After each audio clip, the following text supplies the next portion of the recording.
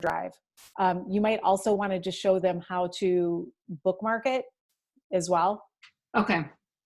Yeah, great. Thank you. So in case if you didn't get it or you've joined us since we've started, to save it to your drive, all you have to do is take it, this link, either from, I think most of you got it from the chat, and copy it and paste it to a URL. And what I did, this is my personal account, so you could see what it would look like. I don't think it'll show it again here, but oh, look at Nicole, I got those marks on my screen again.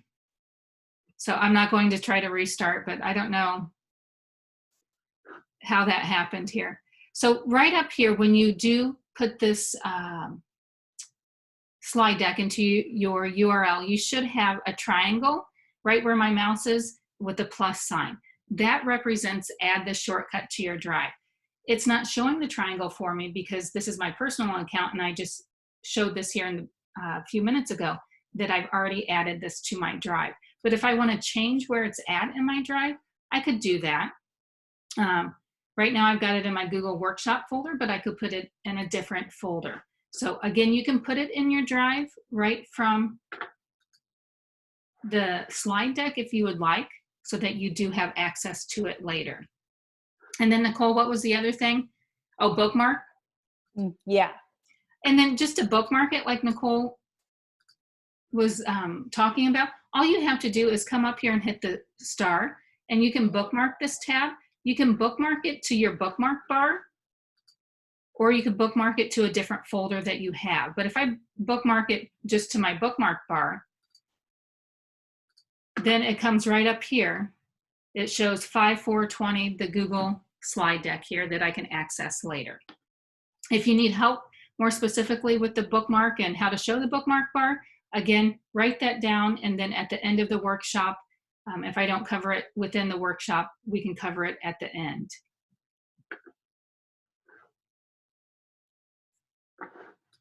So great questions. Thanks for asking them. And again, if you've got questions along the way, even if it's 24 hours from now, a week from now, a month from now, feel free to email me or someone from the LTC to get more information.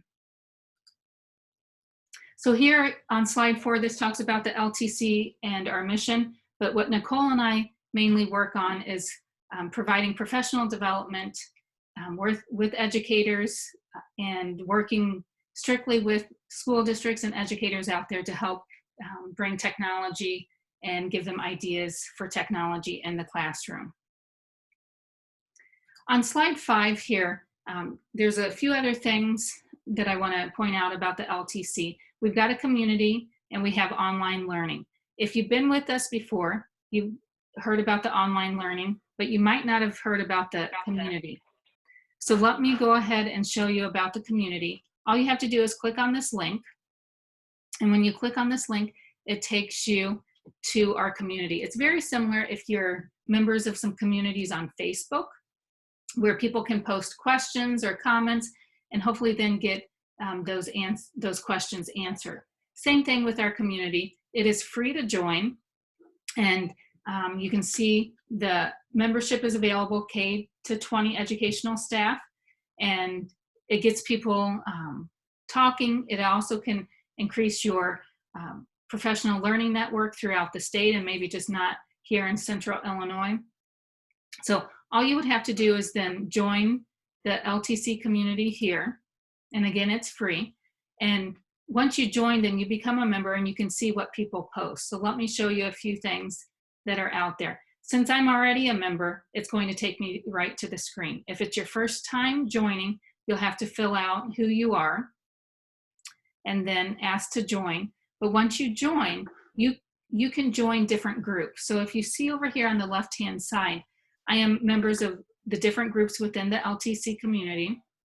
So with the Google group here, it shows that there's 327 members, and you can see some people posted about Classroom on iPhone, Google Export, and as people post comments here or questions, then people can post comments and back to that question. You can also post comments back privately. So here, teacher had a question about teachers in Google Classroom talking to each other, and there was, it wasn't syncing correctly. She was brand new to the community, so she felt more comfortable if I asked it this time, but I walked her through the process. And so hopefully now when she has a hiccup or a problem, that she'll post it here. There were 3 comments to this post, and then members can even reply to me privately. So if you're kind of hesitant and you don't want to see your information here, how you reply to someone, you can reply to that person privately. So another great resource to help you in this time of remote learning, and hopefully when we get back to the classroom. So that was the LTC community.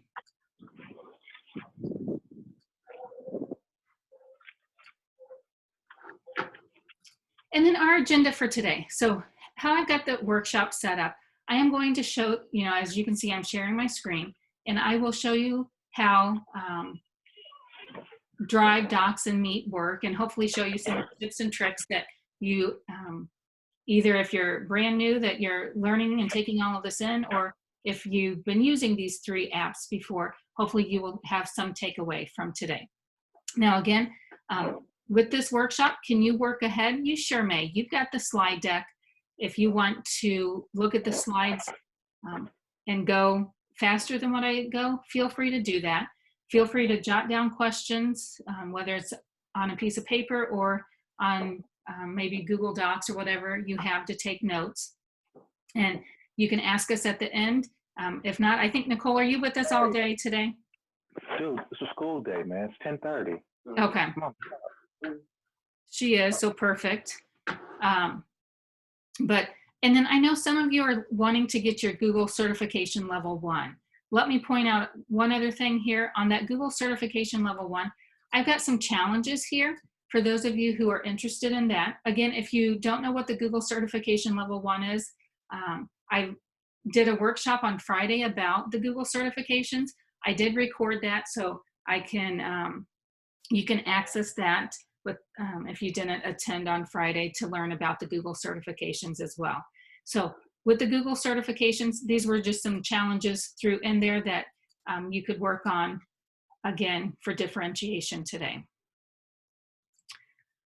So here on slide 7 then, what you want to make sure to do anytime you're working within the G Suite apps for education, you want to make sure you're in the Google Chrome web browser. And you might ask, why? Why should I be in Google Chrome? Why can't I use Safari or the little blue E, Internet Explorer? And the big reason is they work well together. They complement each other. So for example, when I had a teacher email me and said her voice typing wasn't working in Google Docs, the #1 thing I asked her to check was, which Chrome or which web browser are you in? Are you in Google Chrome? And sure enough, she looked, she was trying to open up Google Docs from Safari web browser. Is that possible? That is, but not all of the tools will work in different web browsers.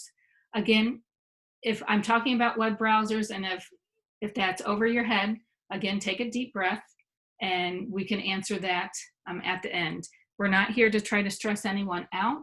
We're just trying to give you knowledge that can help you go forth with this remote learning in your classroom and or hopefully in your personal life as well.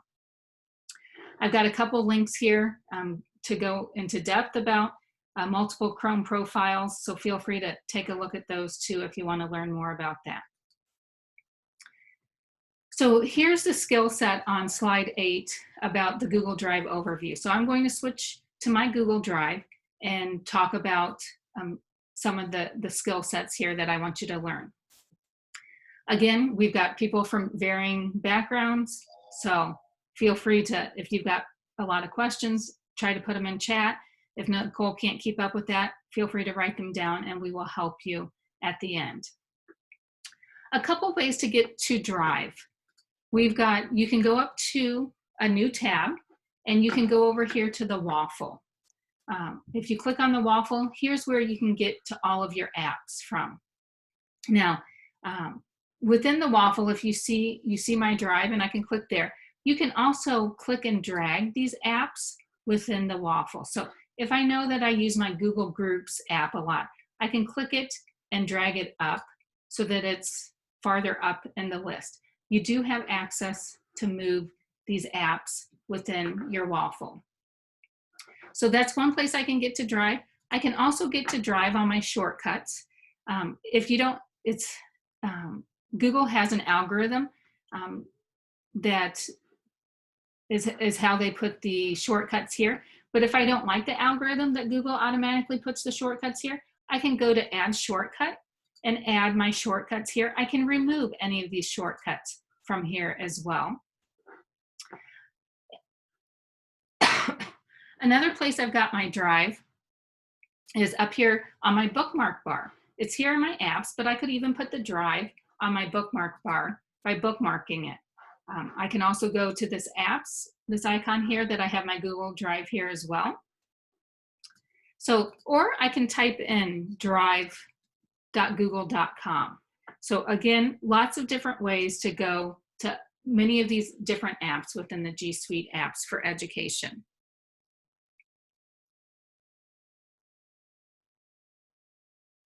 So here I've got my drive. Your drive might look different than mine. Again, is that okay? That is fine. And that's one nice thing with technology in the classroom, is that it allows for differentiation, because how you've got it organized might not be the way your students will have it organized. But again, talking through this with them about their drive and their organization will hopefully maybe ease their anxiety if they don't feel like it's organized to what your expectations are. Another thing is, could your students or even your drive be a hot mess? It could be. There's a ways around it. You don't have to have your drive organized at all. Again, everyone thinks differently. Our brains are wired differently. So a couple things here. So right here on my drive, I've got the quick access. These are just different documents I've been working on most recently. And then down here, I've got my folders organized, and how the folders are organized. If you look, even though I have Apple, you would think that would be first being ABC order. But if you look, then I have HyperDocs, Book Creator. So if you put emojis in front of the title, those will come first. I'll show you how to put emojis in, or if some of you are working ahead, you might have already figured that out. Then after emojis, then I've got numbers, and then I have ABC order. If I come right over here, and again, those lines, I don't know why those are there, but if I would try to refresh it or restart my computer, then I might lose you guys, so I'm not going to. So hopefully that's not bothering you guys too much. Right over here where it says name, I can come up here to hit the arrow, and then it puts it in descending order. But the default is ascending order, A to Z, or it goes emojis, numbers, and then A to Z. Now, if you don't like this list view, I can come up here. Do you see where my mouse is here? I can change this to grid view. And if I click on grid view, then I've got a different look, and I've got my folders first, and then underneath it, I have my documents that I haven't organized. So again, there's different reasons that I put it in different views at different times. So for example, this Chromebook folder here, if I want to look at maybe some details, you know, it says I'm the owner, last opened by me February 10th. If I come up here to the I can also see some of the details that are within the folder, and I have that here in the list view. I can also right-click on any of these folders, and I've got other options. So some of you might see some of these folders might have a person in them right here. Some of them might be colored. If I keep scrolling down, I have some of them colored with a person in them. And what that means is I've shared the folder with someone. So with this Chromebook folder, I can hit share. I can share it right from here and give them editing rights. When I give them editing rights to the folder, it allows them to organize edit, and add everything within that folder. So be careful if you're not for sure if you want them to have all of those permissions. Maybe just do view only, and then they could make a copy of what you have in your folder if you'd like. So a couple different ways to share the folder, but right there how I showed you to share a folder, I right-clicked on the folder and I put share. And then once I share this folder, then it'll give me a person icon in there. When you share it, you can give them right here by hitting this down arrow is where you can give them organize, add, and edit, or it can view only. Also, one thing here, if you go to advanced, you've got some advanced settings. So if I do share it with someone, I can put it on with anyone with the link, or on just within the school district, or I can even share it with it being public on the web. So if I put on with anyone with the link, again, here's another place I can change it to that person could organize, add, and edit, or can view only. And then if I hit save, then anyone who has a link, it's letting me know, can edit. Can I change it at any time? I can. I just go back in here, I change it, and I can change it back to view only. Because I will tell you, when I first was working with Google back in the classroom a few years ago, when I first was sharing documents with students, I was giving them editing rights. Well, unbeknownst to some of the students, when they were hitting delete, they were deleting some of the questions. So again, my error, but I could quickly go in, change it so that it was view only, so then they couldn't accidentally delete the questions on there that I wanted them to see and to answer.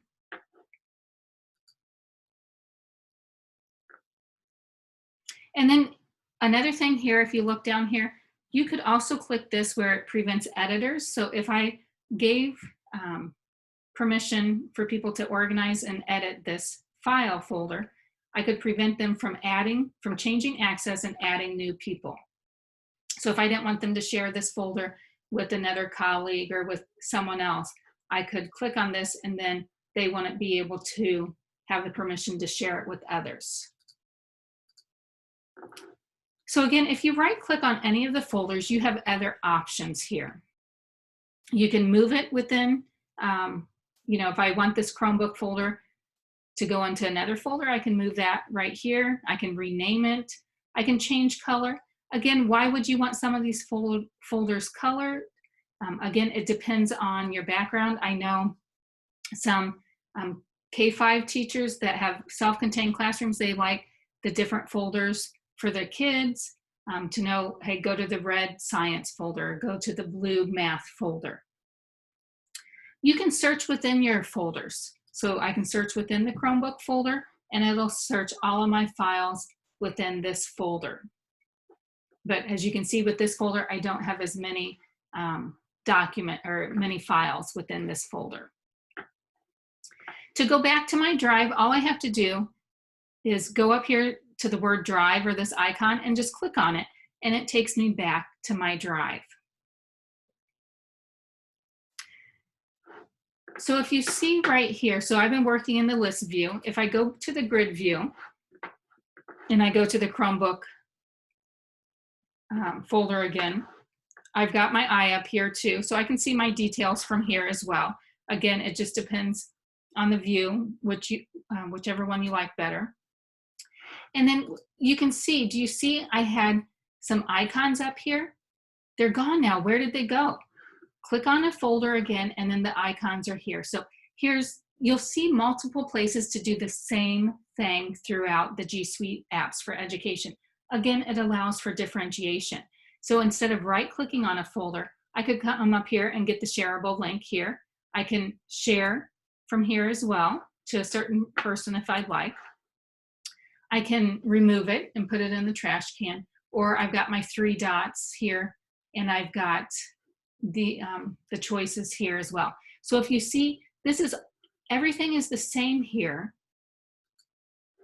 as when I right-clicked on the folder, multiple ways. So if you are new to the G Suite apps for education, if you don't get anything else out of these workshops, remember this. remember, anytime you see the gear or the 3 dots, that means there's a menu of other things you can do.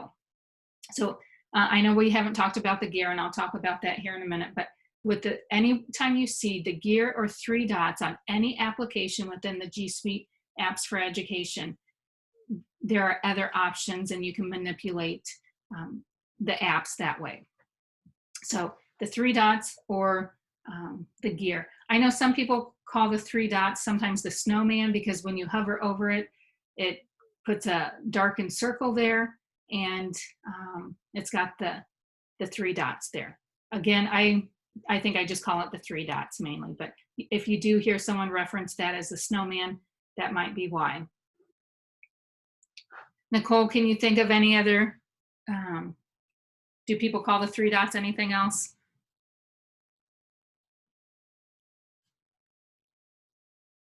Sorry, Lisa, I'm on dual screens, so I'm trying to figure out how to move my mouse around. Okay, that's fine. Also, the snowman, it's referred to, sometimes I'll either call it the snowman or the marching ants. So everybody kind of has their own Google lingo. Yeah, perfect, thanks. It looks like some people call it the hamburger menu.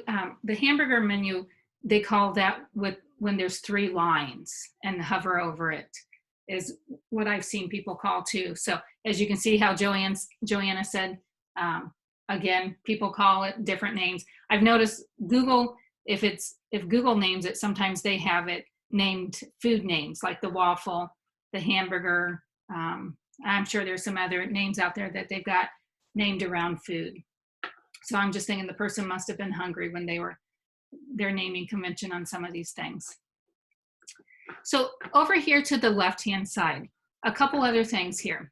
If you go to My Drive, I want to show you, let's say, you know, I've got time right now to organize this, because if you look at My Drive, it kind of looks organized. I've got a bunch of folders here, kind of like file folders in a file cabinet. And when I click on these folders, I've got files within those folders. So sometimes I add things to my drive and I don't organize right in the beginning. So let's say I've got time right now. I want to, you know, get my drive organized and put it where I want to.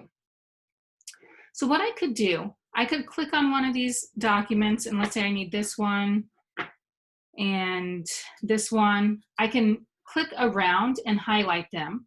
So let's say I want those 3 files in a folder.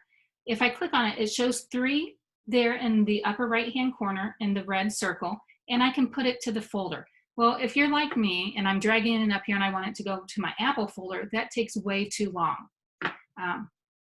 That's what I think personally. Maybe you don't. So if I come over here and click on this arrow next to my drive, look what happens here on my left-hand side.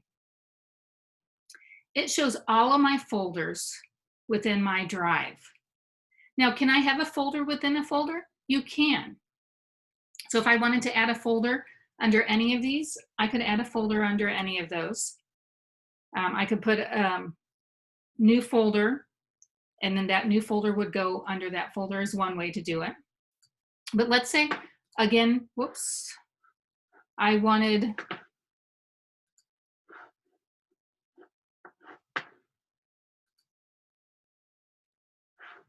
let me go back here. Let's say I wanted 3 of those files or multiple files in one of those folders. So a couple different ways to do this. I can, let me scroll back down.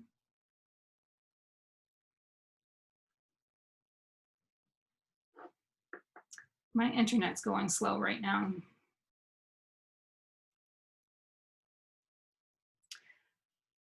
So what I can do here, I can click on multiple items that aren't next to each other by holding down the Control key. If I'm on a Mac, I would hold down the Command key, or on a Chromebook or a laptop, hold down the Control key. I don't know if you see, as I'm clicking on these, I'm holding down my Command key because I'm on a Mac, but if you're on a Chromebook or laptop, it's the Control key. And let's say I have a bunch, and then I just click on one of the documents, and drag it over, do you see in the upper right-hand corner, I have the number 5. That's showing I have 5 files that I'm going to put in my blended learning folder. If I don't want that, I can choose whichever one I want or just bring it back over here and voila, they stay just in my drive. And then I can organize them later, or if I didn't want an item, I can just hold down my command key, or if you have a Chromebook or laptop, your control key, and I took away this one. So now I have 4. Okay. So the control key is magic as far as it lets you select different files that aren't right next to each other. Let's say I want this file all the way to this file here. Do you see how it selected all of these files, all in this row, and then all the way up to this file in this row? All you have to do is to use the Shift key. The Shift key will let you highlight the first one, the first file that you want, hold down the Shift key, and then highlight or click on this last file you want in your group. So I wanted all those files. If I click on any of the files and move it over, again, I can move it over to any of my folders. It says, hey, 14 files are going to go there, and I just drop it in, and then it will be organized in that folder. Another way, so that was the second way. So we've talked about the control key and the Shift key. If you need to take notes on it, or again, we will have this. Hopefully, did I hit? Yeah, I hit record. You should see it up in the upper left-hand corner, the red light blinking, that you can go back to look at this. If you go, another thing, if I come up here, so I don't have anything highlighted, and I put my mouse here and I just drag down, I can highlight whatever I want by dragging down with my mouse. And then here you can see again, I've got 12 things highlighted. I can move those over to the folder that I want. If you see sometimes folders over here that you didn't create, some of these apps are linked within, are linked with your Google Drive. So if you see my classroom here, I didn't create that folder. Google, when I created a Google Classroom, and again, if you're new with Google Classroom, we're having a workshop on that, I believe tomorrow. We'll talk about Google Classroom. And if you look here within Google Classroom, I have how many ever folders here? 8 folders maybe, or more. I'm not taking time to count them. And again, I didn't create that. Google Classroom, when I created the classroom in Google Classroom, it linked a folder in my drive for me. So it kind of saves the organization for me. It saves time for me because it creates it for me. So again, if I don't want to see the drop down there of all of the folders, I just click on that arrow and it goes, it takes away the drop down there for me. Again, same thing right up here with my drive. I click on my drive there and that goes away. But at any time I can get those folders back. So that saves you time from dragging and dropping the folders up there.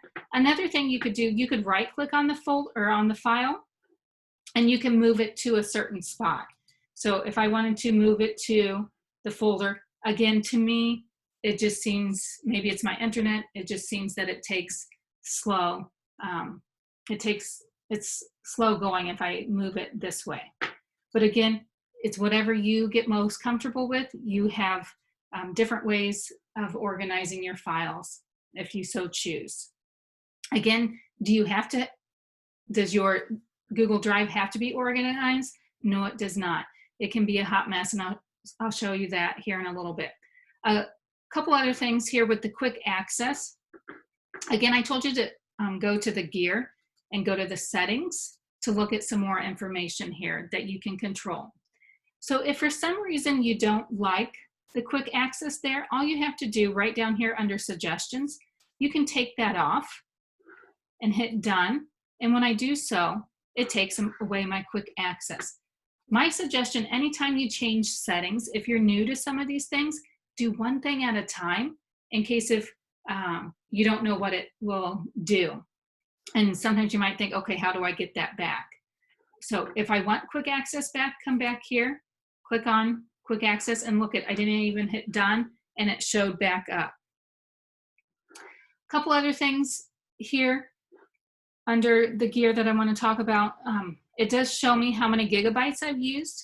And if you are using your G Suite apps for education, you have unlimited storage use for your education account. If you have a personal account, if you want to take a guess and chat of how many gigabytes you get for your personal account, feel free to do so. But you do have a limit in your personal account, and then after you go over that limit, you can either try to go back and delete things, or you can purchase more storage. I want to say for 99 cents or $1.99 a month. But again, if you've got all this free storage in your education account, and a lot of the things you're doing in your personal accounts related to education, why not switch over and put it all in your education account? So some people are guessing there, and Sarah did guess right. It is 15 gigabytes that you do get in your personal account. So again, my suggestion with these settings, go and click on different things to see what happens. This convert uploads, what's nice about this is it converts uploaded files to Google Docs editor format. So if it's a Microsoft Word document, it will convert it automatically to the Google Docs editor. If you don't want it to convert automatically, then don't have this clicked or checked. But again, my suggestion, maybe try it once and see see the difference. Now we've got shared drives. These shared drives, if you have a shared drive, these drives are owned by your domain. So if you can see I have some shared drives here, and they are owned, whoever, if you're like in this one, Pikeland owns this domain. Some school districts use the shared drive, some don't, but again, if the shared drive, they put information out there for everyone within the district, they might include it in a shared drive. If you go down here with shared with me, so any document that has ever been shared with you in an email or you've opened will be listed here. Now, if you think your Google Drive is a hot mess, wait until you come to your shared drive. Sometimes even if you're out there on the internet surfing and you look at things, it will then go here with shared with me. The only way to organize your shared with me, if you're very anal about being organized, is you have to, again, you could right click on the file here, and you have to add it personally to your drive. So again, my shared with me is a hot mess. I don't usually look at it. But if for some reason I want to go to my shared with me and I know someone shared something with me, this is what I talked about earlier. You can search within your shared with me. You can even search within your drive by clicking on this down arrow. If you click on this down arrow, if I go to type and I want to, if I know, oh, another teacher shared this document with me, I can put, if I know it's a Google Doc, I can put a Google Doc. If I'm not for sure what kind of file it was, I can just put any. If I know the owner, I can put it owned by me, not owned by me, or even a specific person. So if I know that, oh, Erin shared something with me, I can put in her email address, but I can't remember what kind of file type. I'll just keep any. I can even search trash, start, or anywhere. Okay. Date modified, if I know the item name or it has these words in it, I can refine my search by putting all of these different filters in it if I want. So then if I hit search, so anything that Erin has shared with me then, it's saying none of my files or folders match this search. So she hasn't shared anything with me. But if she had, then it would show up here all kinds of files. But I was just looking for the owner of Aaron.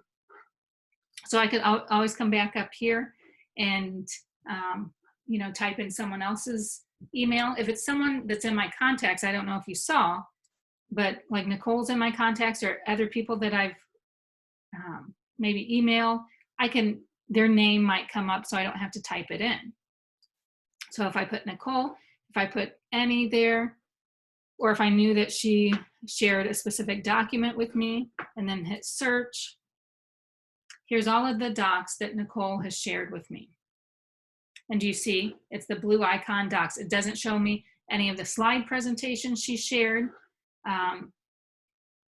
It's all of the files that are docs.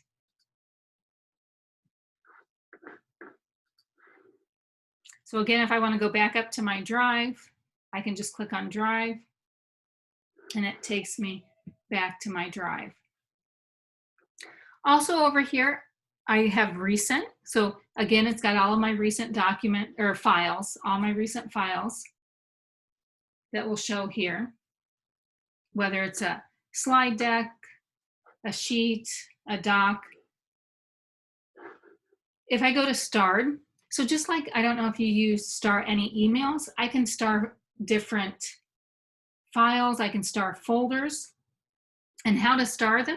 Again, all I have to do is right click on it, and where it says starred, this one says remove from starred because I've starred it, but if I haven't started, it would give me an option to star it, and then the star would go right here.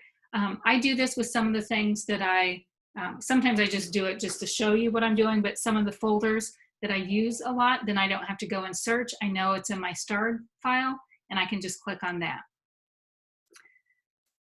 And then here, I've got the trash can. Again, I can trash my things here. When I want to empty my trash, I just come up here and click empty trash. So if I don't, the file is there as well. I think with your education account, the trash can doesn't empty unless if you empty it yourself and you click on empty trash. And then again, if I click on storage here, it shows how many gigabytes I've used, and then it will also show how big the file types are. So if I would need to free up some storage space in my personal account, I could click on here and see what files are using, how much data it's using. So click right here over how many gigabytes you've got used.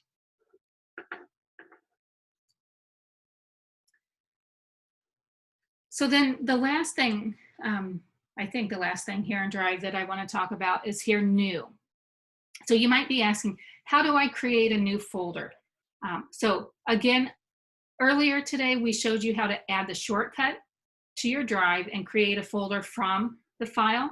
You could also go to new, and right here from new, you can create a new folder. So click on new, and I can create a new folder here and then create, and then it will be listed in mine ascending order, unless if I put a number in front of it or an emoji in front of it.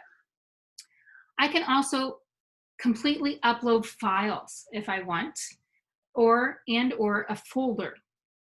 So I know some districts are switching over from Microsoft to Google. So you could upload an entire folder at one time instead of one file at a time. I know some districts that are making that big move on the back end. They're saying everything that's in your Drive as of May 30th, they may, upload, they can on the back end, then push everything over to your Google Drive. But they would only usually do that once. So if they do, pay attention to the date, have everything in that drive that you want converted over to your Google Drive. Again, if your district's doing that and you're not for sure or don't understand that, feel free to stay on after or shoot us an email and we can help you as well. Here I can, even for my Drive, I can create a Google Doc, sheet, slide, or if I click on more, I have all of these other apps. So again, this is constantly changing. If you are big into programming, you can even add a Google app script right from here as well. So I think that's fairly new. Some other apps out there do connect to your drive. So here's Pear Deck that's added to my drive as well. I can go down here and connect more apps. So what we're finding is Google and some of these tech companies out there are playing nicely together. And I'm sure it's taking some of these companies paying Google to play nicely with them to have access to their Google Drive. So if I go to show you, so if I go here and click on Google Doc, what it's doing then is creating a new Google Doc for me. I don't have to be in the apps. This is another way to create a new Google Doc. And then it will be in my drive. Now, is it in a specific folder in my drive? No, I just created this doc within my drive. So if I wanted to, I could give it a name. I'll just put today's date. And then what's nice about this, it automatically saves for you. Another thing I want to mention up here, do you see how I've got these tabs open, but there's no X on them? So what you can do, if you've been in the workshop, hopefully you remember what you do with this, and feel free to answer that in the chat room. But if not, if you right click on any of these tabs, then you can pin it. And pinning allows you to not accidentally close this. So as I'm clicking throughout these different tabs up here, I can click on them and I can't accidentally close it because there's no X there. If I do want it closed at one time, I can right click on it and I can close it, or I can unpin it. When I unpin it, then it gives me the X there. It gives me the full title of the tab. But if I go back to pin it, then it's pinned. So usually on a daily basis, what do I have pinned? I usually pin my chat, my email, any documents that I'm working with. So today I pinned the form so that you knew what the form looked like that you should be filling out for your sign-in sheet. I pin my drive because I access that frequently, and I can just go up here and click on Drive, my calendar. I also pin one tab. What one tab does is if I have a lot of tabs open throughout the day, and I'm like, oh, I like this resource, I don't want to forget about it, and I don't have time to look at it, what I can do is one tab is an extension, and when I click on it, then it puts all of the tabs that I had open up here into a list for me. So what's nice about this, if I want to, I can go and restore all, delete all, or I can even share this as a web page, whether if there's different tabs here, if I want to share it as a web page within my Google Classroom to my students, I could do that as well. So again, differentiation, several ways to do the different things. Some people would hate having 8 tabs open at a time, or 20 or 30. So again, hit the one tab, it puts all the tabs like in a list for you. And if I want to at any time, I could click on the link here, it puts it back up here, and I can work on the web page if I want to right now. So it brings up the bit.ly link web page again for me, and I've got that. So again, I just talked about pinning a tab, and then the pinning the tab, just right click on any tab up here and you can unpin it or pin it. And if you see, you've got some other options here as well. So feel free to take a look at those. And then I just also talked about this one tab here. This is an extension. Again, I don't mean to stress anyone out, but if you want to learn more about one tab, again, jot it down and we can stay on and talk a little bit about extensions after today's workshop. If not, I think we might talk about extensions later in the week if you're joining us for another workshop. So Nicole, do you want to jump in?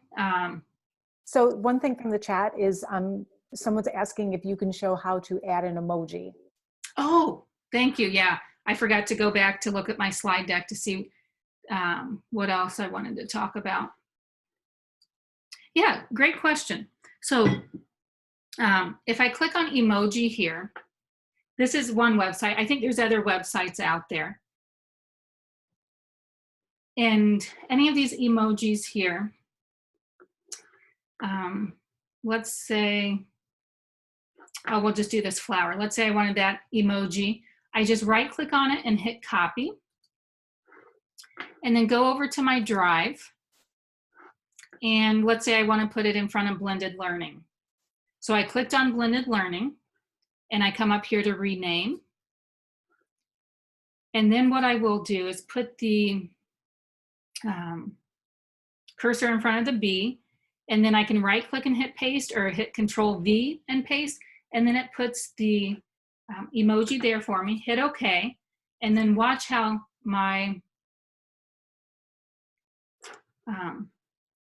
drive just got reorganized. It put blended learning first there with the emoji. So yeah, thank you, Nicole. Great question. And as you can see, there's so much to drive.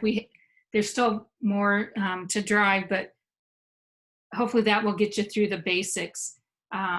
If you look at some of the challenges, feel free to take time to try to do some of the challenges there as well. But then I can go back to rename if I want to delete that emoji. I can just delete it, hit OK, and then it reorganizes my drive there as well. If I want to, I always have about, I don't know if it was 5 or 10 seconds to undo what I've done within my drive.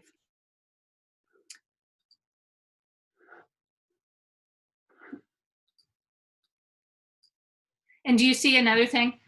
When I unpin this, it rearranged my order of my tabs up here. At any time, I can drag them and move them around up here on my tab. So if I wanted my email to be right there, I can move it wherever I would like. So you can move them around whether they are pinned or not.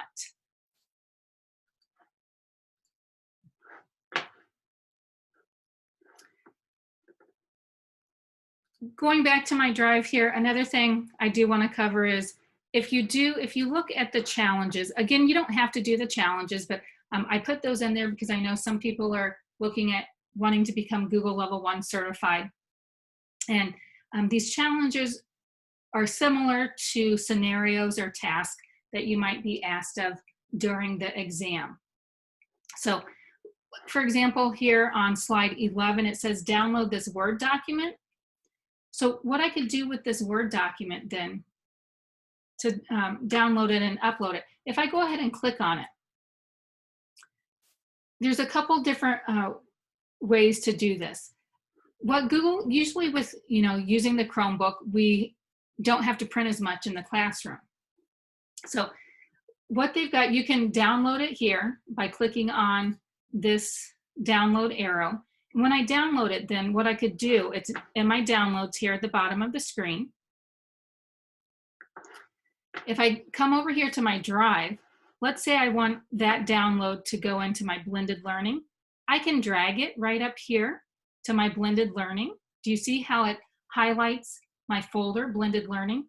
It's saying drop files instantly, and I can drop it right now to blended learning. So if I click on blended learning, look right here over to the right, it's uploading that and it's going into my blended learning folder. So I can drag and drop things once I've downloaded them. Or if I come over here to the 3 dots, or sometimes, well, it's saying printing's not yet available, but usually with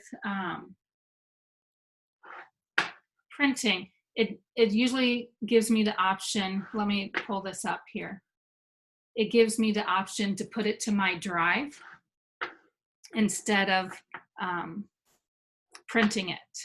Because again, with Chromebooks, the purpose is, hopefully try to go to a paperless classroom.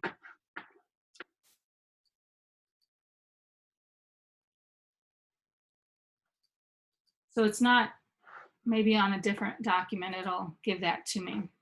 Let me see. Let me try this digital citizenship one, this PDF. Again, I'll click on it.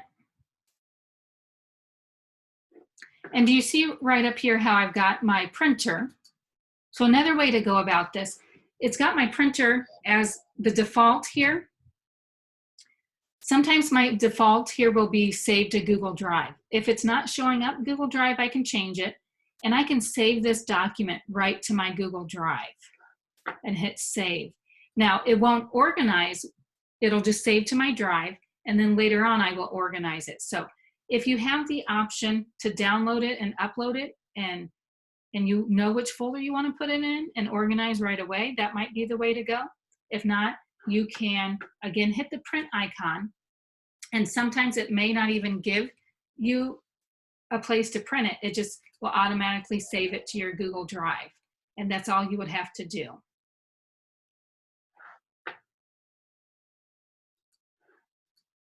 So again, there's a lot to know. Don't panic. You know, hopefully you're learned a couple things already this morning that you can take back and start working with your Google Drive. And hopefully then the more you work with your Google Drive, you will learn and remember, oh yeah, she covered that in the workshop. So don't be hard on yourself if you can't remember everything. If you do remember everything from the workshop today, let me know your strategies, because I'm still trying to learn everything there is, and I can't keep it all in my brain. But you know, we've got the internet, we can go and Google it, right? Oh, how did she do this? So feel free to do that, or you can always email us and we'll help you. So I will say this, if you do email and you don't usually hear from us within 24 to 48 hours, email us again. I did have one teacher's email not even come to me, and I happened to see him out and about. This was before the stay-at-home order, and he showed me on his computer screen where he sent it to me. I showed him on my my Google Mail that I had never received any emails from him. So that does still happen in today's day and age. So Nicole, we'll go back to you. Were there any other questions or anything else you want to talk about or show them? No, I think you pretty much covered it all. I can tell you, I personally try and keep everything organized in folders, and I know that freaks some people out, and I just try and remind myself, just because I move it in a folder doesn't mean it's gone. So this way I have, quite honestly, in my drive, I probably have 15 to 20 folders tops, that's it. And then I only have 2 to 3 loose files, and those are items that I'm working on currently.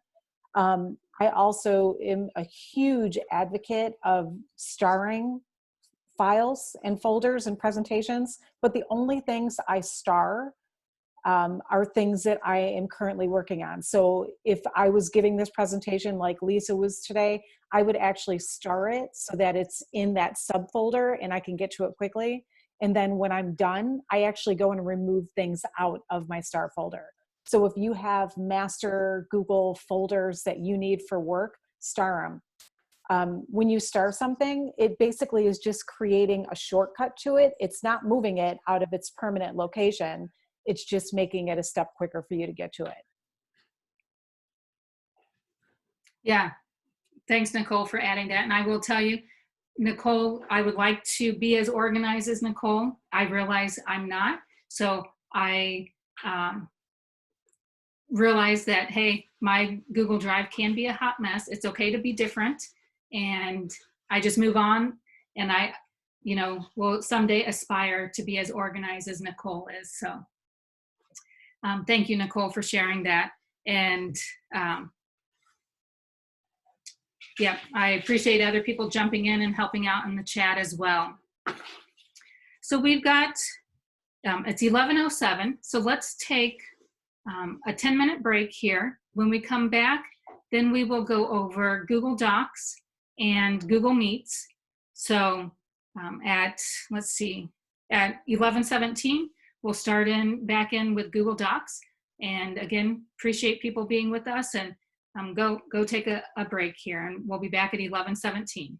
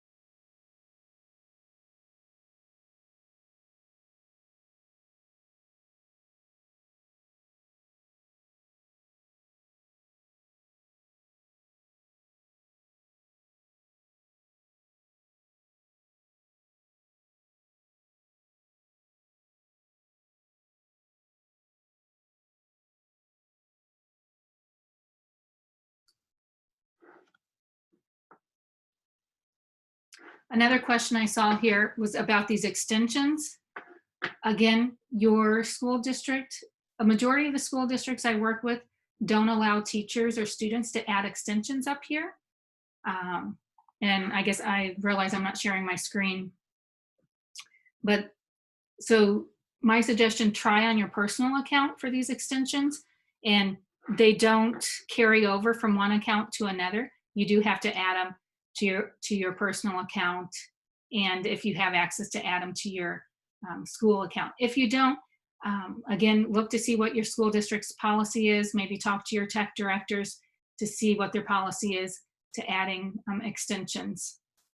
And if it's allowed, then they can push the extension out on the back end for students and teachers if it's an extension you want students to have as well. All right, it is 11:17, so we'll get started to talk about Google Docs. But I've learned it's nice to throw in those breaks as well for everyone. So, and maybe you can digest. But again, if you're feeling overwhelmed out there, take a deep breath, go to your happy place. You do have this slide deck to refer back to. You got my email. You can always email me. We can always, on my email, I do have a Calendly link where you can set up a time to meet with me. This afternoon, someone accessed that and they scheduled a meeting with me to help them with a Google app. So feel free. She set it up for 15 minutes just to get a few questions answered. Feel free to do that. If you're not for sure how to do that, email me, we'll help you out, because technology and our background, where we come from, is all different. Have patience, and whether it's with your students or other colleagues, and hopefully that will help each other out. So we've got Nicole back with us here too, so perfect. Thanks, Nicole. So let me go ahead and share my screen, and we are going to start talking about Google Docs. Now, I do have this document here that you can open, hopefully if I have the correct sharing permissions on them. And if it allows you to open, I've noticed with working with workshops with this many participants in it, it's kind of slow going, because you should have edit access to this if I did my sharing permissions correctly. So were you, and I'm the same way with Nicole, I've got a split screen, so sometimes if I'm not looking at the camera, I might be looking at you to see, were you able to access this document? Okay, and then can you type in it? Okay, so people are typing and they're perfect. Now, in a perfect world, do we see people typing in the same place? Yes, so if this was a classroom of only, 30, 35 students, could we have them take the number that they are? Yeah, we could. So right now we've got maybe people typing in the same row. So what you could do, if you see someone typing here and there's two cursors here, you might go to another one. And do you see how you are all anonymous to each other? And the reason being you're anonymous is because I shared this with you for a link for you to access. I didn't share this directly with your Google account. If I would have, if you come up here, do you see where my mouse is? Here's all of the anonymous animals. We've got an anonymous badger, camel, and so forth. And it shows me 32 of you have opened this document, and then it keeps going up as people open this. Feel free, if you want to see how this works, pick a number, and hopefully you're picking a row that someone else isn't typing on. And as you can see, the different colored icons that we have there. But I will tell you, with this many people trying to access a document, it is slow going. But if you want to talk about your favorite tech tool, insert a link here if you know how to. If you even know how to insert a selfie, do that. If not, I will talk to you about how to do some of these things. But going back up here to the anonymous animal. So if I would have shared this to you directly through your Google account, it would have your name or your picture up here. Just like what you might be seeing up here on your end, you might see a picture of me based off of my Google account image. You see that because I shared this link with you. Again, if I would have shared this link with you with your email addresses, I would then personally see your icon or your picture up here. But since I shared this link through you or to you anonymously through this slide deck, you're all anonymous to me. So if someone wants to type something on here that's not appropriate, would I be able to tell? I wouldn't. But if I shared this with you through your Google accounts, we would have version history and we could see who typed what. But right now it's all coming up anonymous. So a couple things with this document, since we do have it open, if it lets me. If not, I'll go to my blank document. Any document out there you can share and make editable for people you share it with. Again, how do you do that? A couple different ways. I am going to get out of this document for a little bit so it doesn't hang up, but feel free, still complete it if you know how to. If not, I hope to get back to that to explain how to do some of those things that I'm asking for on that document. So if I wanted to share this document here that I created earlier, I go up here to share. And again, I can go to get shareable link if I want, or if I come down here to advanced, I go to advanced, and right now it says private only I can access. So I can go here to change it. I can go here and invite people. So a couple different things I can do right from this window.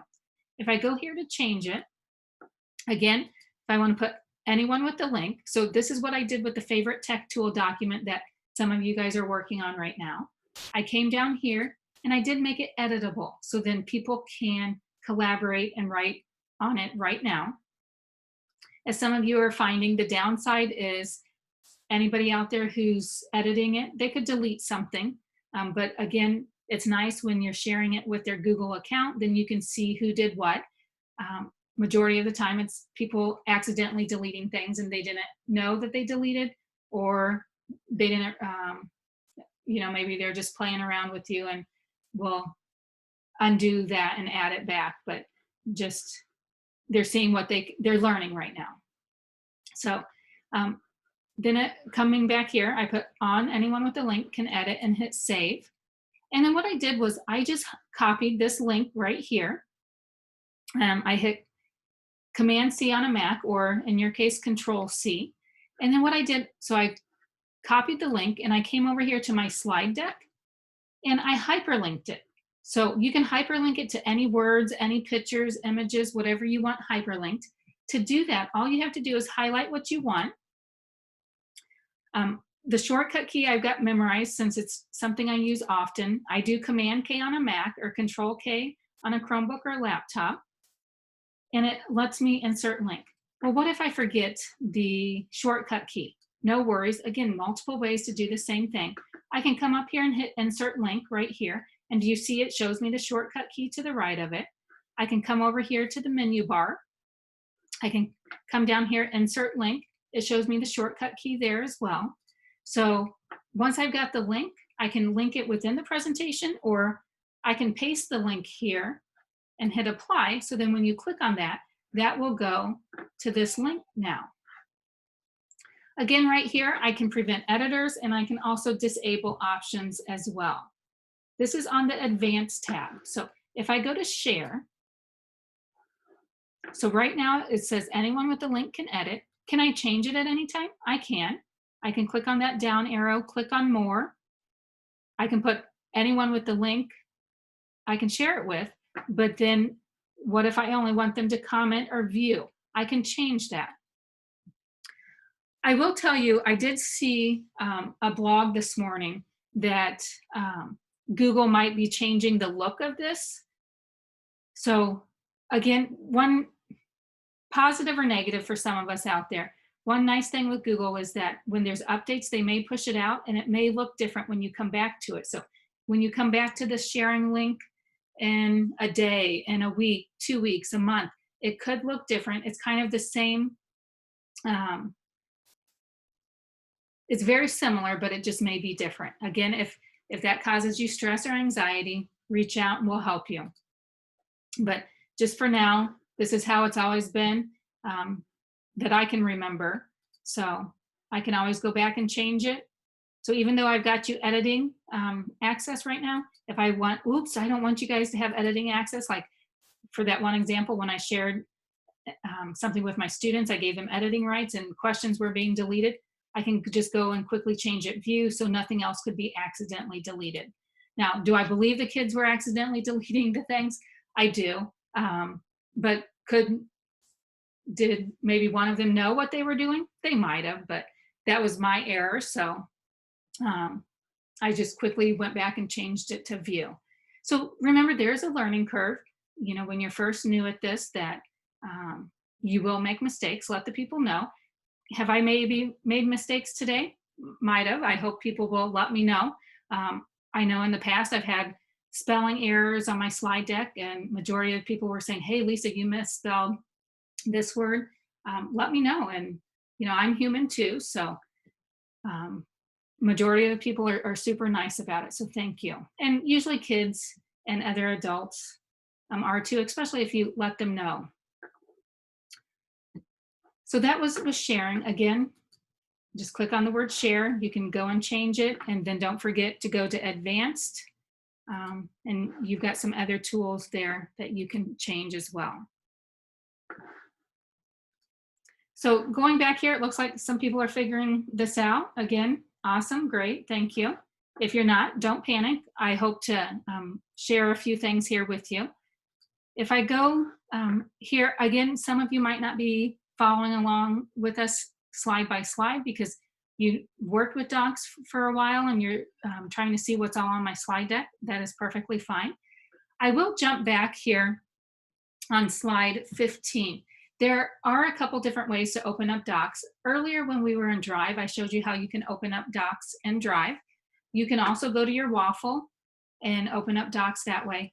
Another way you can go, so real quick, I'll show you. If I go to the waffle, here's my docs there. Again, if you don't see it right up here, scroll down, see if you see it.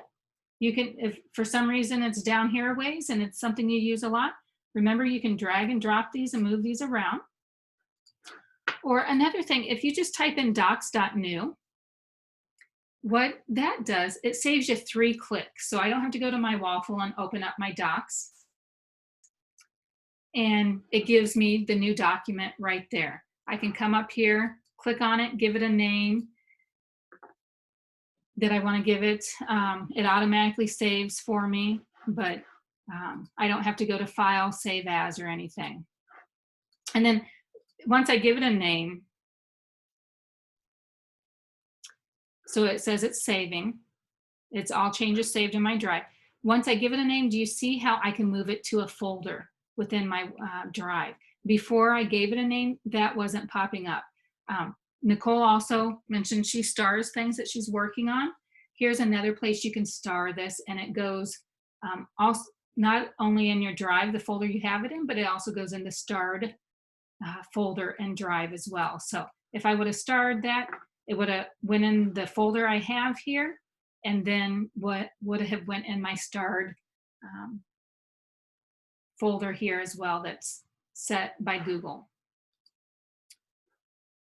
Another thing, if I go to my waffle here, I want to show you, and feel free if people want to jump in here.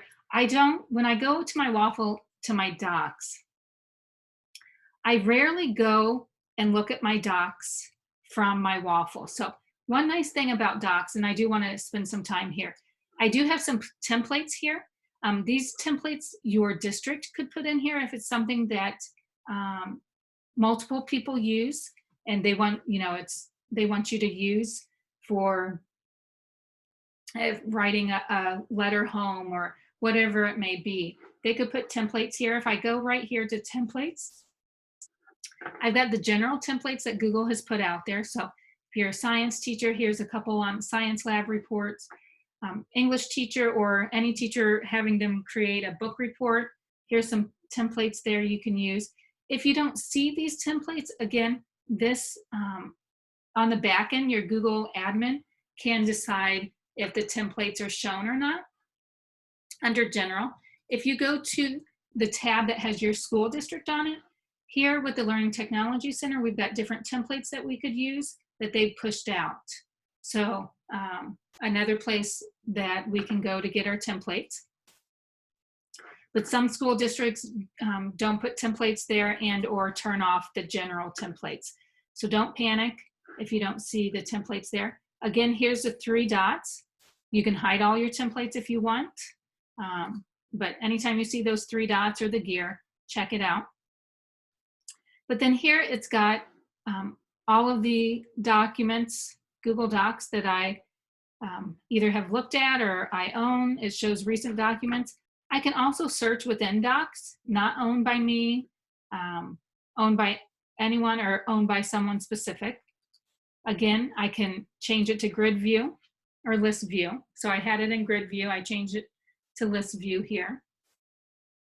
But I personally don't go here to the waffle into Docs to look at my Docs. I go to my Drive to search there because everything that's here is in my Drive, but this is just, again, differentiation. Some people like it. It's what you get used to. Nicole, do you use this? Do you go to your Docs to look up Docs this way? No, Okay. I pretty much do the same thing you do, search everything in Drive.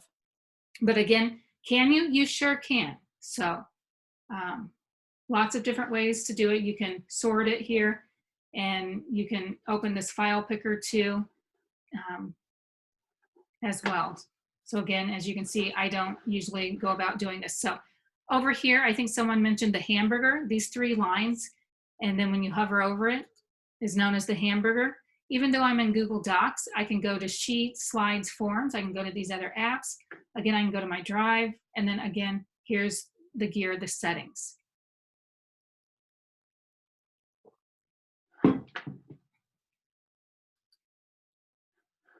So then going back here, let me, with Google Docs here, I've got some slides here that kind of goes through some of the things. So again, if you don't remember everything today, you've got this to go back to.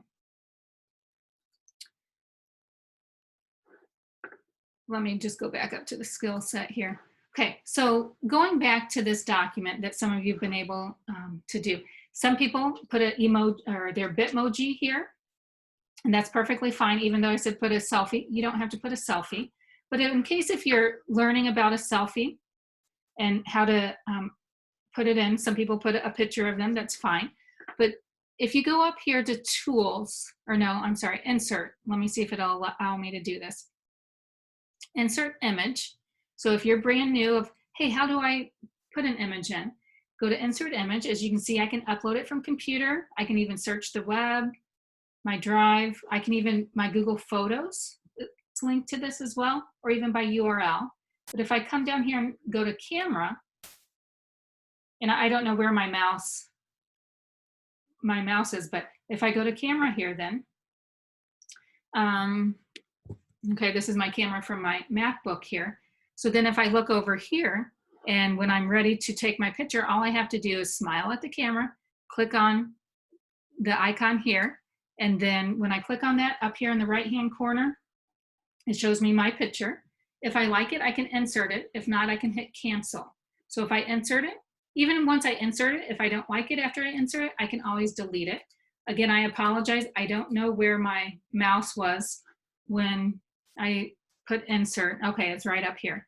So again, if I like that, what I can do, make sure when I'm on the picture, when I'm clicked on it, I've got the blue boxes around it. Right down here, it's wrap text. If you are used to Microsoft Word, that wrap text was the little doggy in Microsoft Word. I always called it the little doggy in the classroom to get the kids' attention.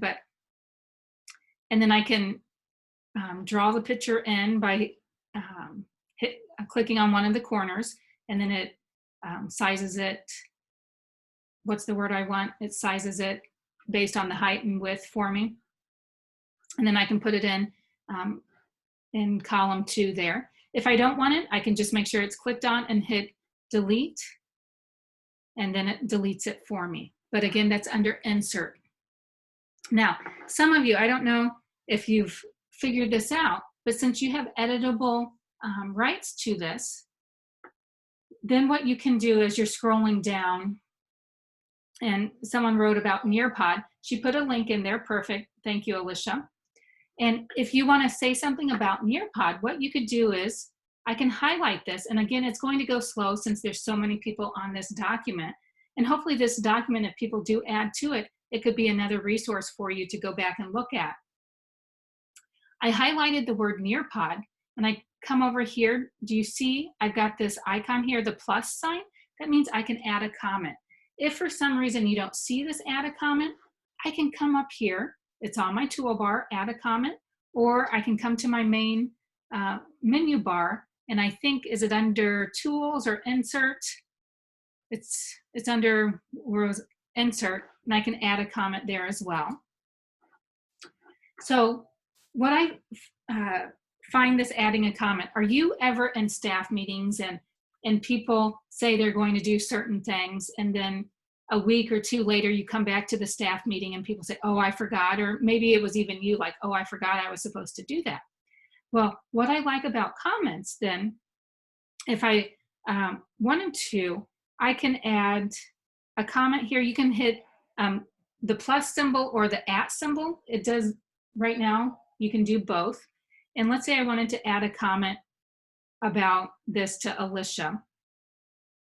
And if Alicia was in my, if I've emailed her before, it would come up with her email right here, but I haven't. So she's got her email right here. I could just do copy and paste, but I'm just going to go ahead and type it in here because I'm worried it might lag too much if I try to copy and paste.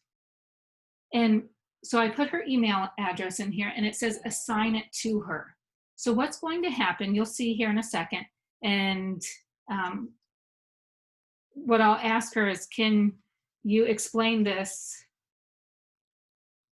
Can you explain Nearpod at our next staff meeting?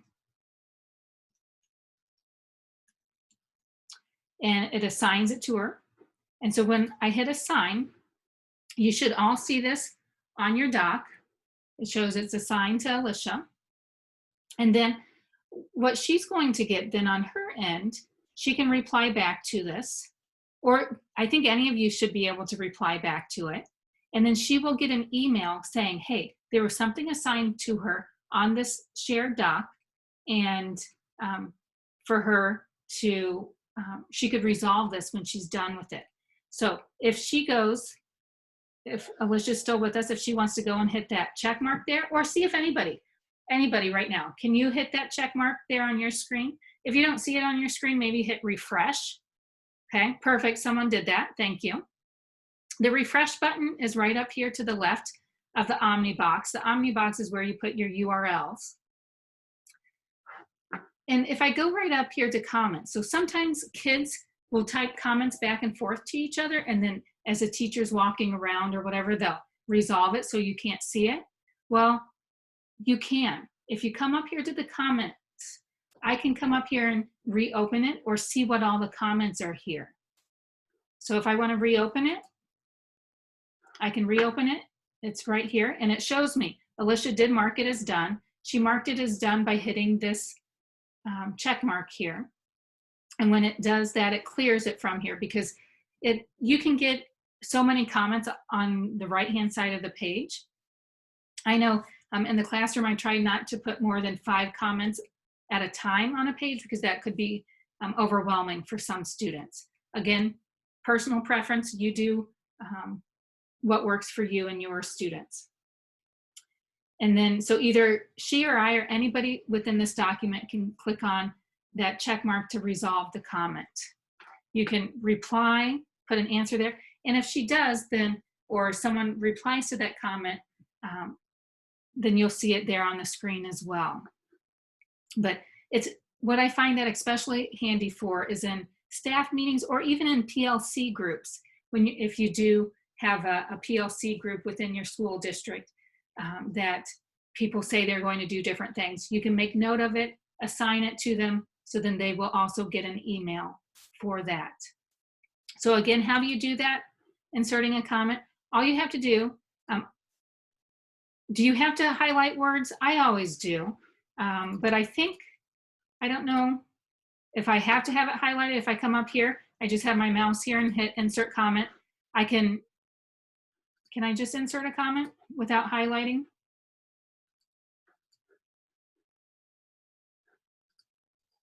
I don't know. So see, as you can see, I don't know even all the questions I ask. So how do I learn? By just, you could basically do it on a blank spot. You just have to kind of highlight a little tiny blank spot and you see it pops up. okay, perfect, Nicole. And did you see what Nicole was just saying? So what I did, I got out of the table and I came up here and she says, just go to a blank spot. And then if I want to have a comment based off of something around here, then come over here and it just kind of pops up, hey, do you want to add a comment? If it doesn't, you could always come up here and insert, oh no, that's inserting a link. That's why I was messed up. I needed to insert comment, add a comment. Okay, so that's where I messed up before. I was inserting a link and not a comment. But do you see when I'm in the table, it won't let me insert a comment. Okay. So as you can see, I don't know everything. I'm learning as I'm going as well, especially with sometimes Google pushing things out there whenever they've got them ready. One thing that I do for some of you who are switching over from the Microsoft world to the Google world, you know, some things we do take for granted that we've had always in Microsoft. One of them was a word count. For as long as I could remember, I had word count always there in Microsoft Word. Well, in Google Docs, I think this just went live sometime in the fall or within the last year that we had word count here within Google Docs. So again, there's things that you might have are used to in Microsoft and you might not have available in Google. Let Google know. There's a place where you can let them know your suggestions, and if enough people let them know, then they will try to incorporate that into the app.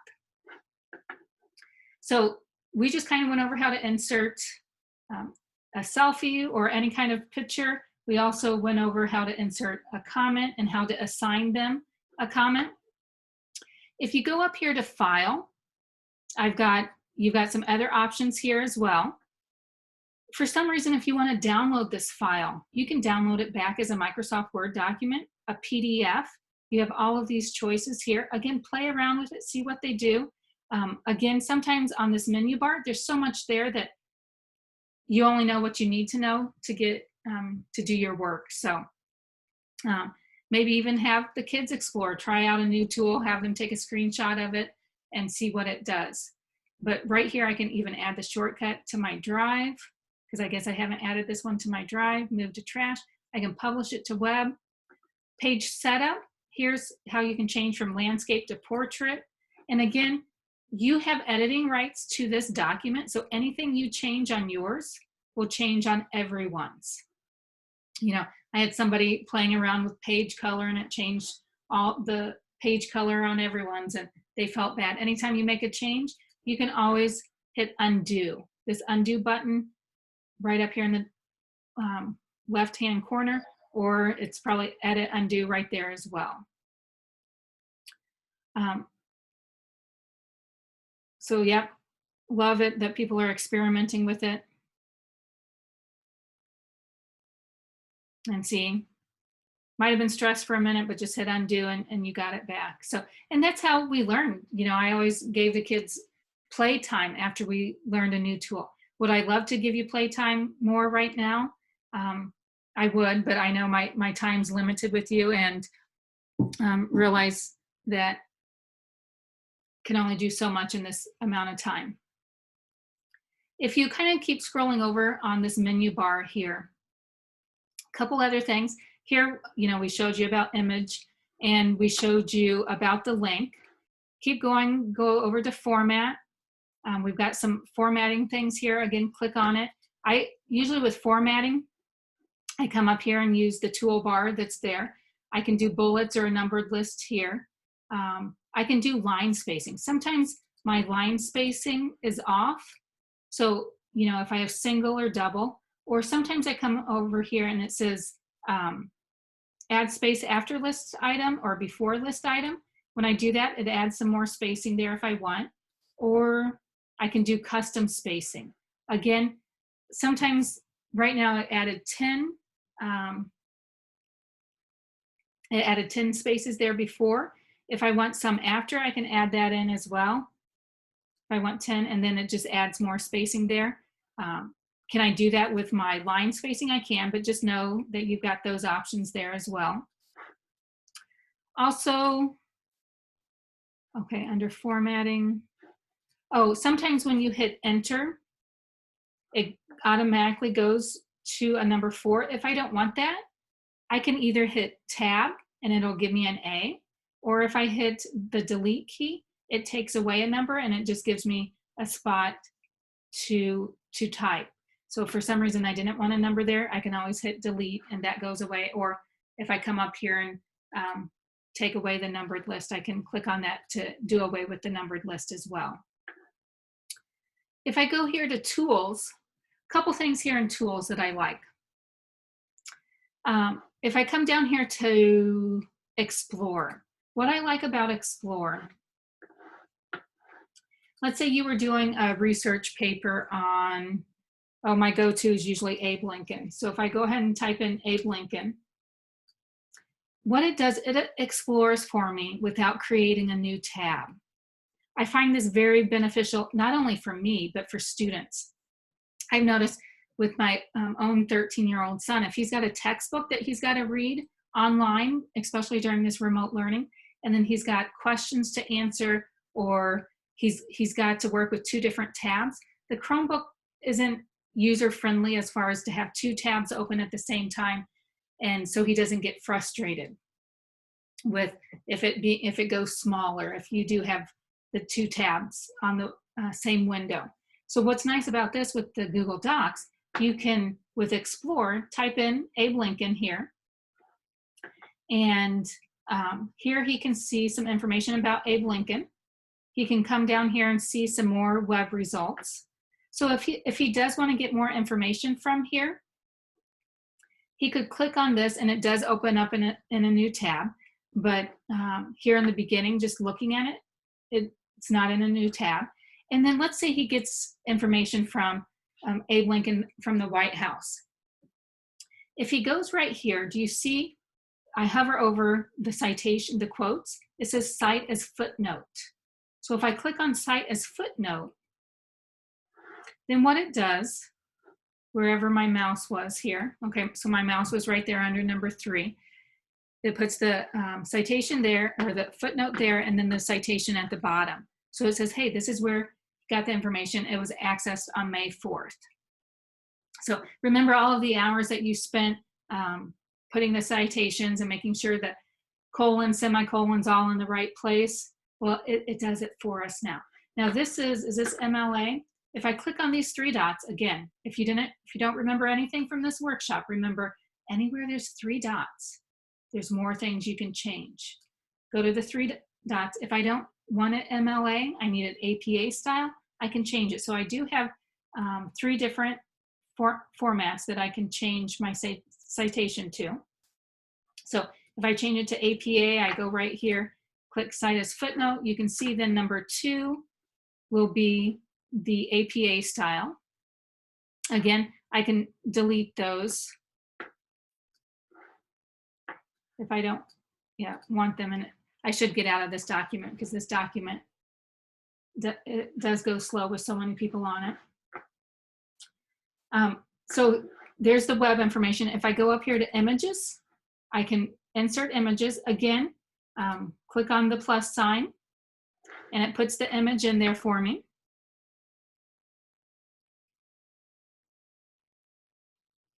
And then what's nice about this, then again, I can hit wrap text so text can go around it. And then it also lets me know the web page this image came from. So when I highlight it, then it shows me the web page it came from. But I can change the size or the rotation of the image as well, but I'm going to go ahead and delete it right now. And to delete it, just click on it, and then when the blue box is there, it should show up.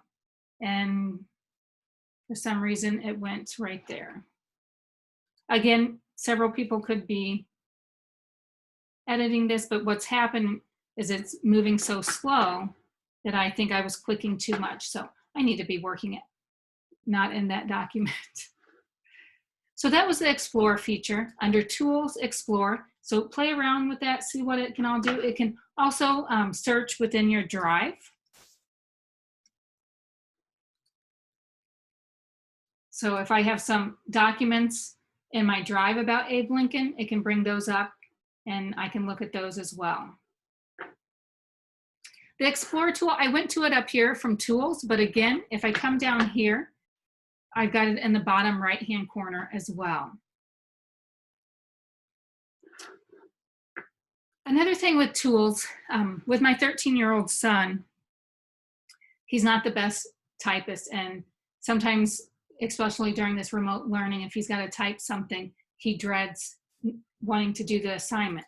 So with voice typing, all you have to do, I went up to Tools and Voice Typing, and then click on the microphone, and then everything I say is typed here on this document, period. So it's kind of similar to the text messaging that you do, that you speak the text message, very similar. Usually, you know, if you don't say period, you'll have to go back and edit it, but at least it gets him away from the hurdle of wanting to do the assignment. If he has to type it, he can just say it. Now, when I'm wanting this to be done, if I'm done with voice typing, just click on the microphone and then it stops typing. So did you see how the microphone turned red when it was picking up my voice? And then when I clicked on it, it turned black to stop picking up my voice. So that's all you have to do, turn it on and off right there. But again, you have to go to Tools and get your voice typing. Now, again, if voice typing doesn't work on yours, this is what I got the email from the teacher, how voice typing wasn't working on her Google Docs. She had opened up Google Docs in the Safari web browser. So I am in the Google Chrome web browser anytime I open up any G Suite apps for education. So again, with the Chromebooks, you shouldn't have that problem because it automatically opens. It's got the Chrome web browser on it and the apps just open through that. But just know that in case if you're on other computers. Again, right here, you've got some other things here. Review suggested edits. Up here, I do want to show you right now, it's editing mode. But let's say a student shared this document with you, or students are sharing with each other, editing each other's. If you want to, so if I go to edit and I'll say, oh, you know, I'll put a comment here and say, you should delete that. I could put a comment here and it highlights, you should delete this typed here with this comment. But, you know, if it is in the editing mode and I say that, oh, no, you don't want that there, and I just delete it, it shows it's deleted. But I want the kids to know, you know, what I'm doing. So most of the time what I do, if I come up here and put it in suggesting mode, what this will do, let's say right here I want to delete that. If I highlight it and I hit delete, it's in suggesting mode, it's in green. So this is what I'm suggesting you do. I'm suggesting you delete this. A kid might say, no, I want that there for some reason, and they could just reject the suggestion or accept it. If they accepted it, it deletes it. If they reject it, it takes this comment away and it just leaves that there. So when I reject it, it just leaves it there. But if I come up here to comments, it's still here in my comments that it was rejected. So the suggesting mode never takes anything away from the document itself. It suggests it, it puts it in green. So if I say that, please add more info on the subject, do you see how it then puts a green line around it saying I'm suggesting that as well. And then it puts a comment over here. So this is the difference between editing, suggesting, and then there's even viewing. So when you're viewing, you can't put comments, you're just viewing it, and it shows it's an eye up here as well.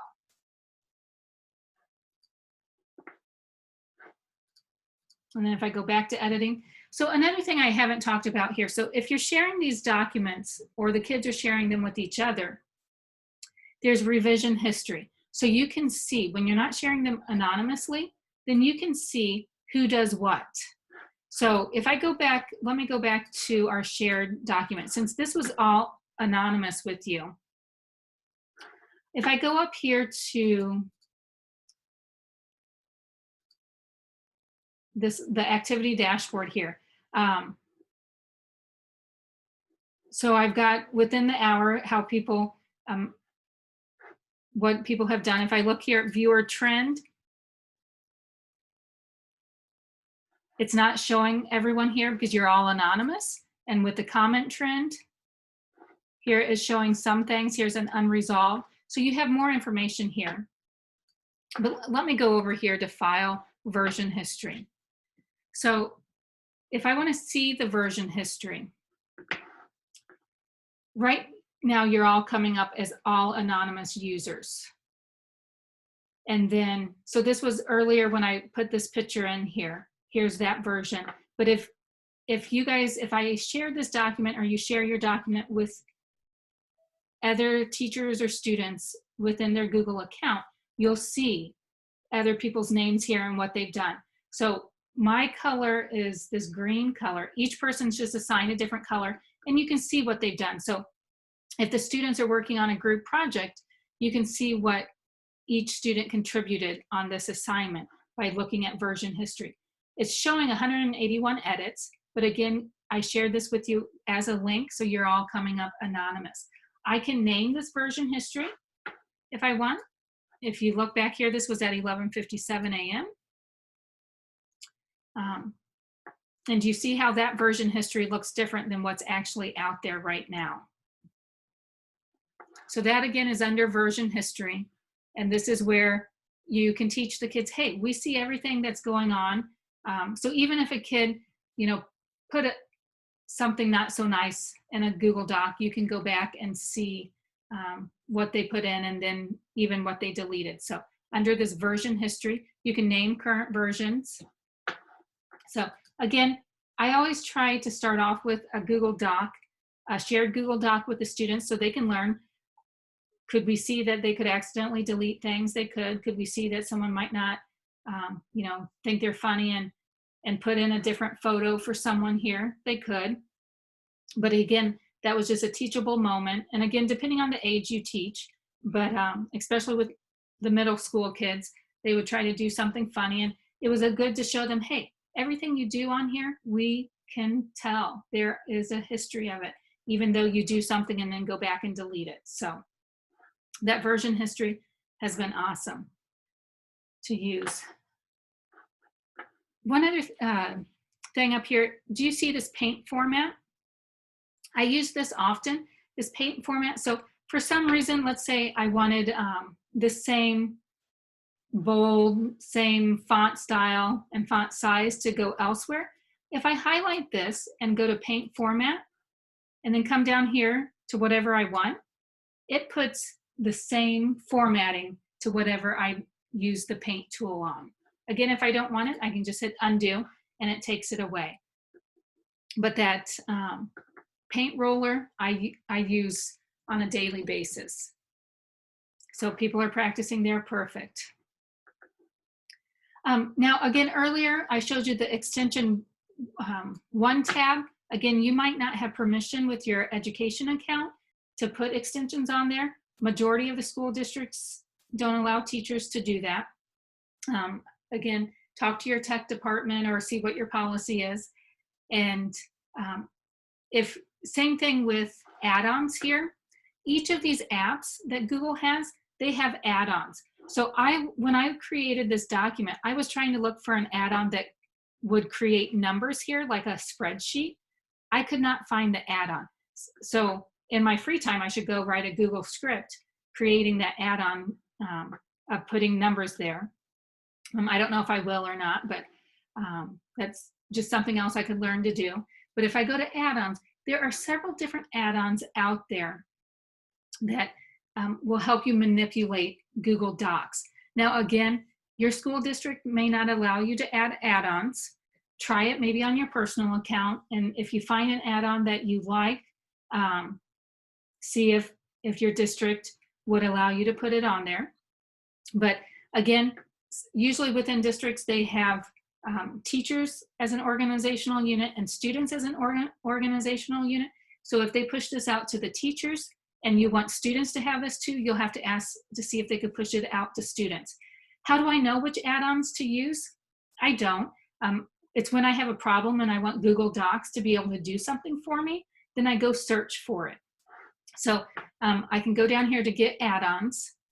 And again, this may not be on your school account. So what you might have to do is access this through your personal account to look for add-ons. So if I want a Google Doc to go straight into a form for me, there's an add-on for that.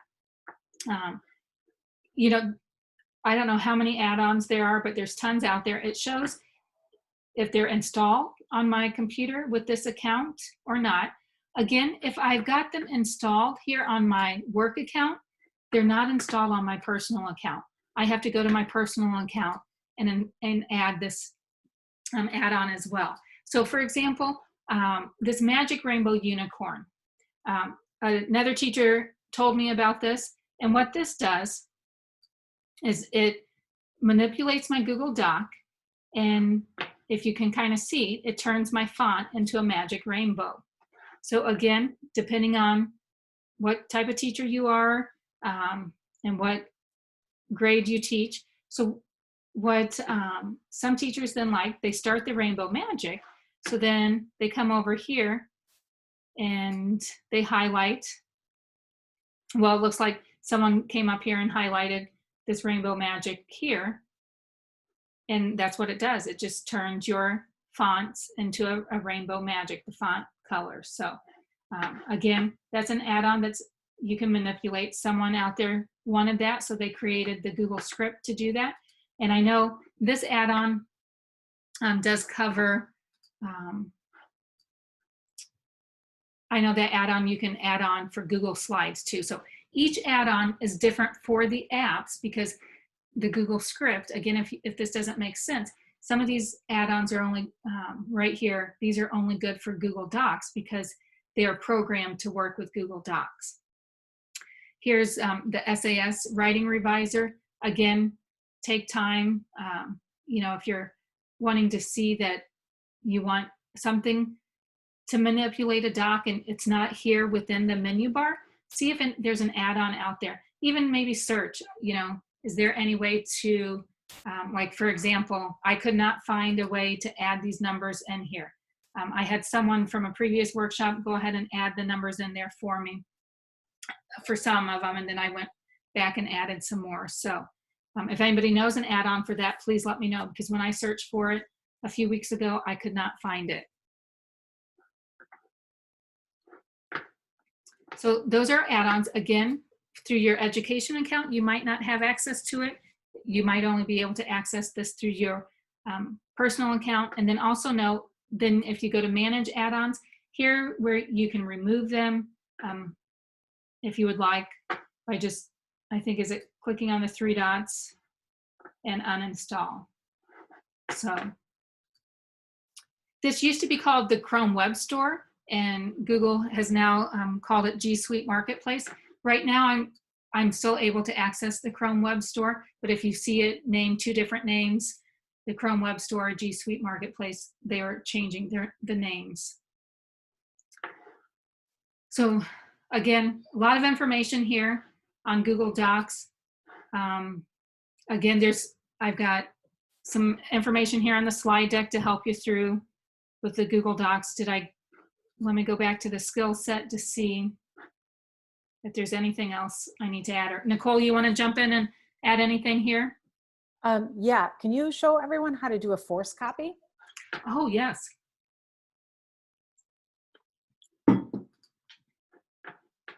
All right.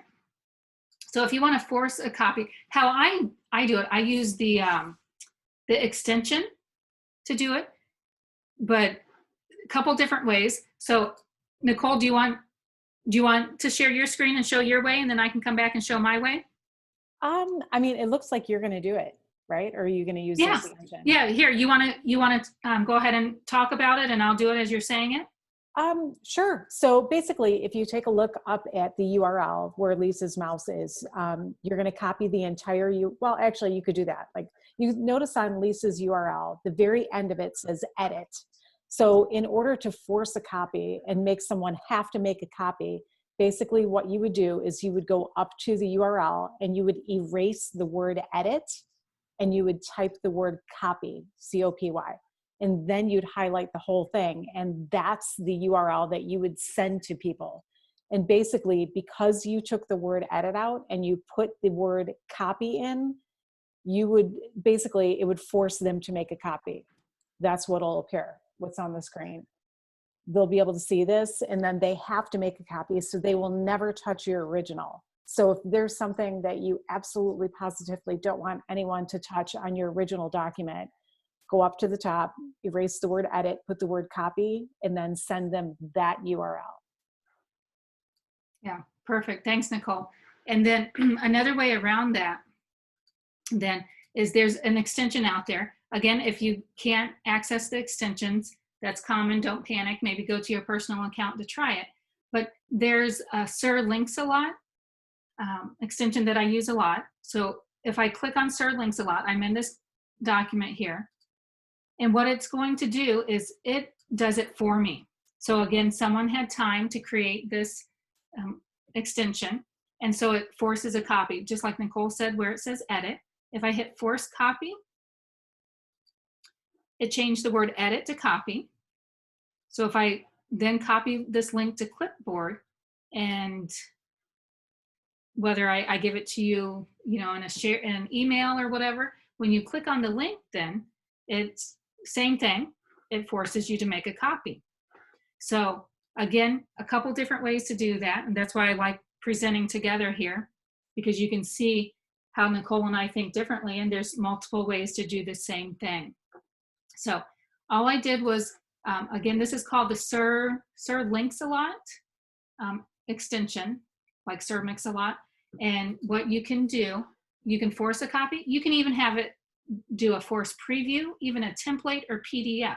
Again, try the different ones to see what you like or need. If it's a PDF, if you want them to not be able to access it, they don't have to write on it, then you could force it as a PDF as well. Copy link to Clipboard.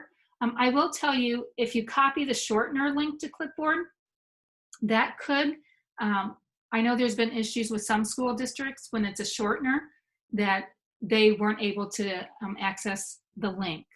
So again, it just depends. There could be some hiccups, but again, it's sometimes tech companies or even teachers out there creating extensions.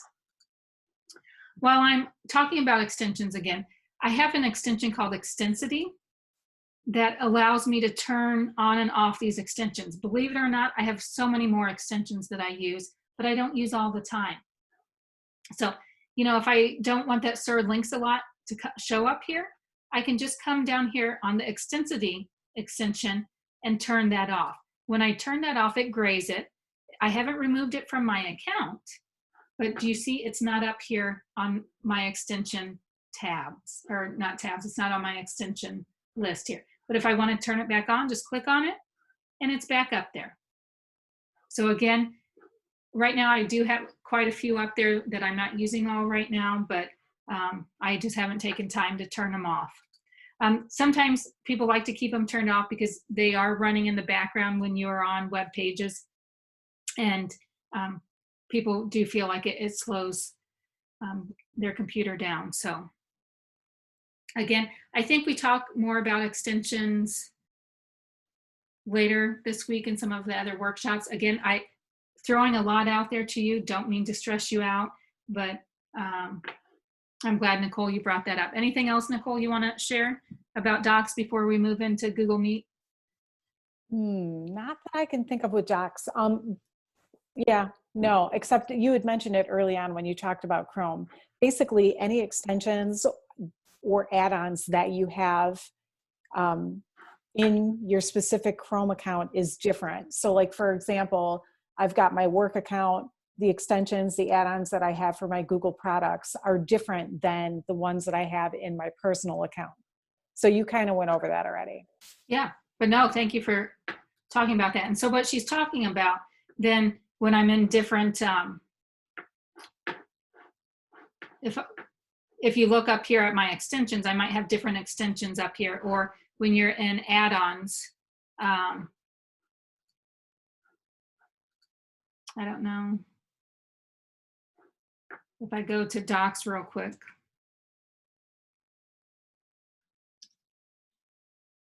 If I look at my docs add-ons in my personal account, they'll look different. And this is what Nicole was talking about.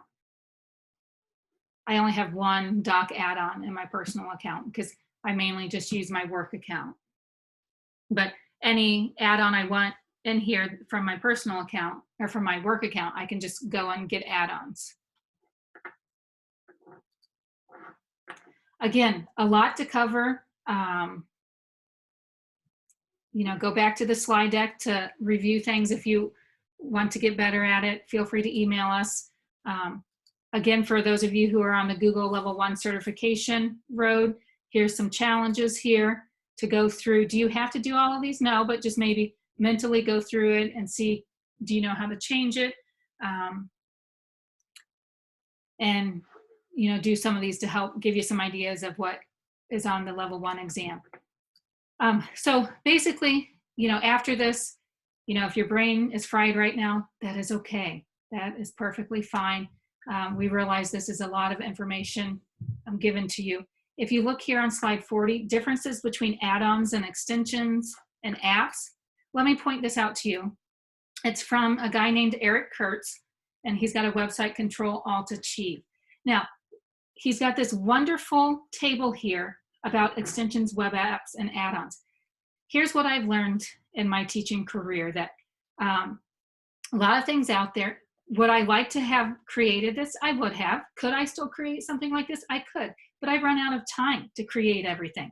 So it's okay to use other people's work and, you know, to show this table. It's okay for me to show you this table.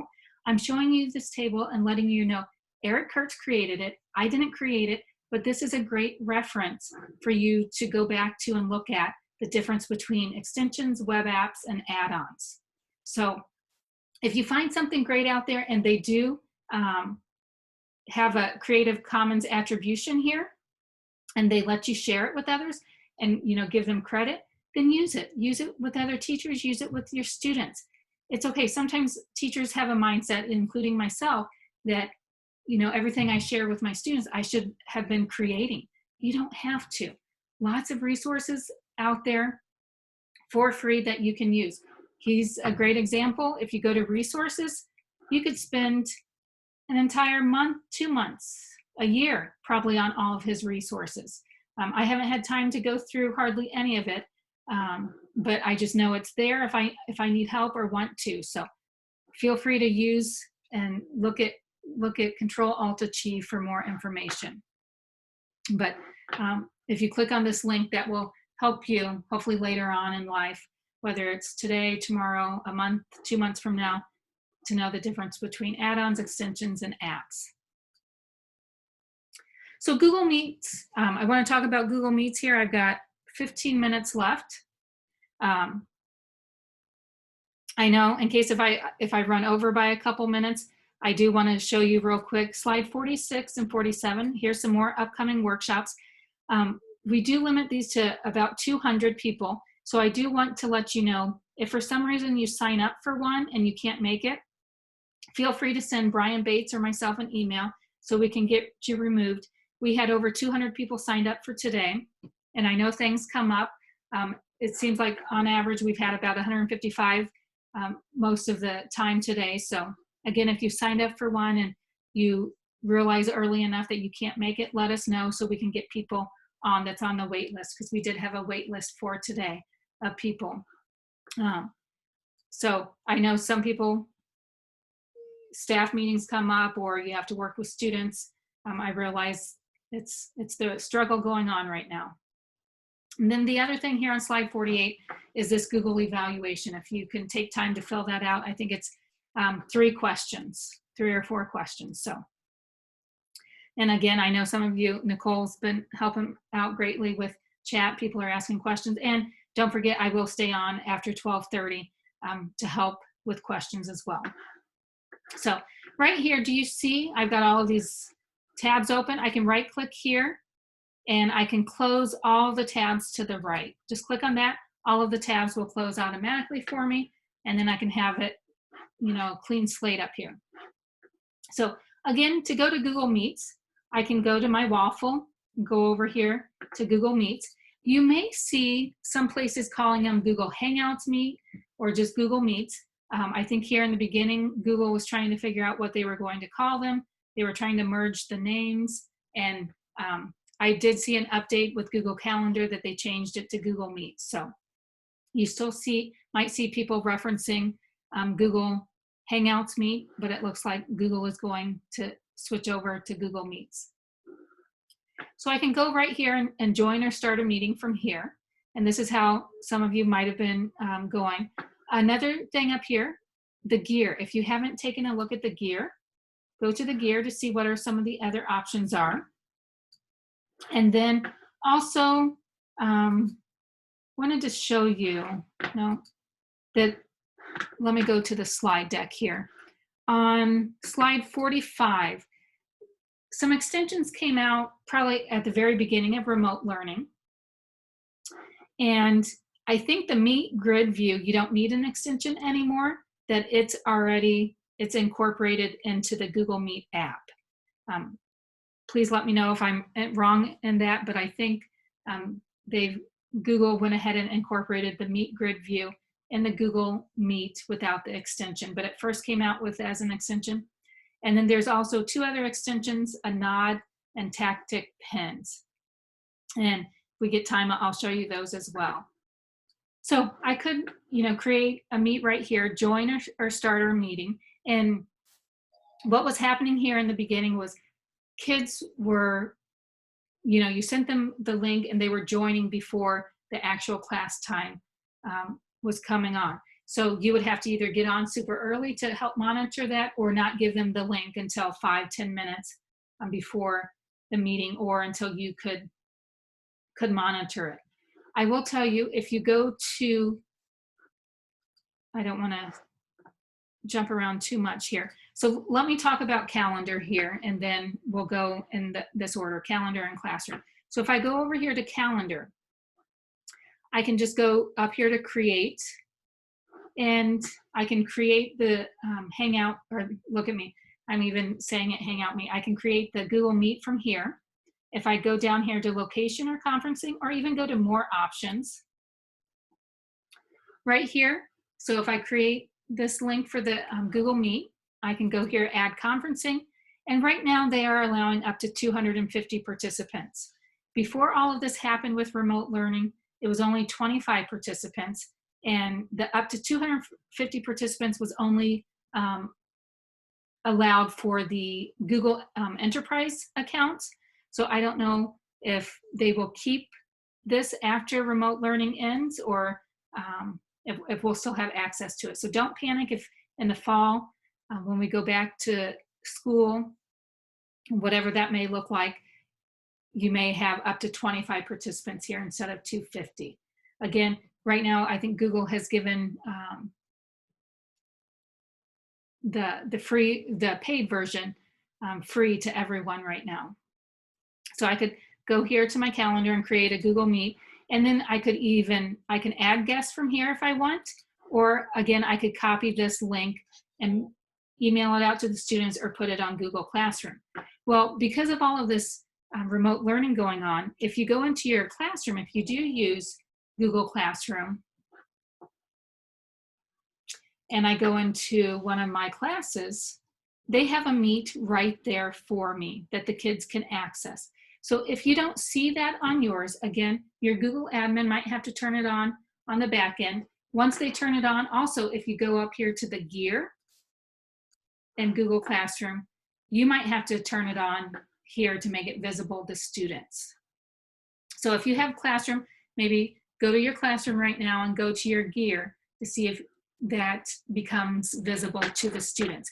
What's nice about this link right here is then, as a teacher, I don't have to copy and paste it here in announcements for kids to go to it 10 minutes, before the class. So if I was the student going to Google Classroom, I would get the message, and let me go to a student account here. So here I'm a student going into my student classroom.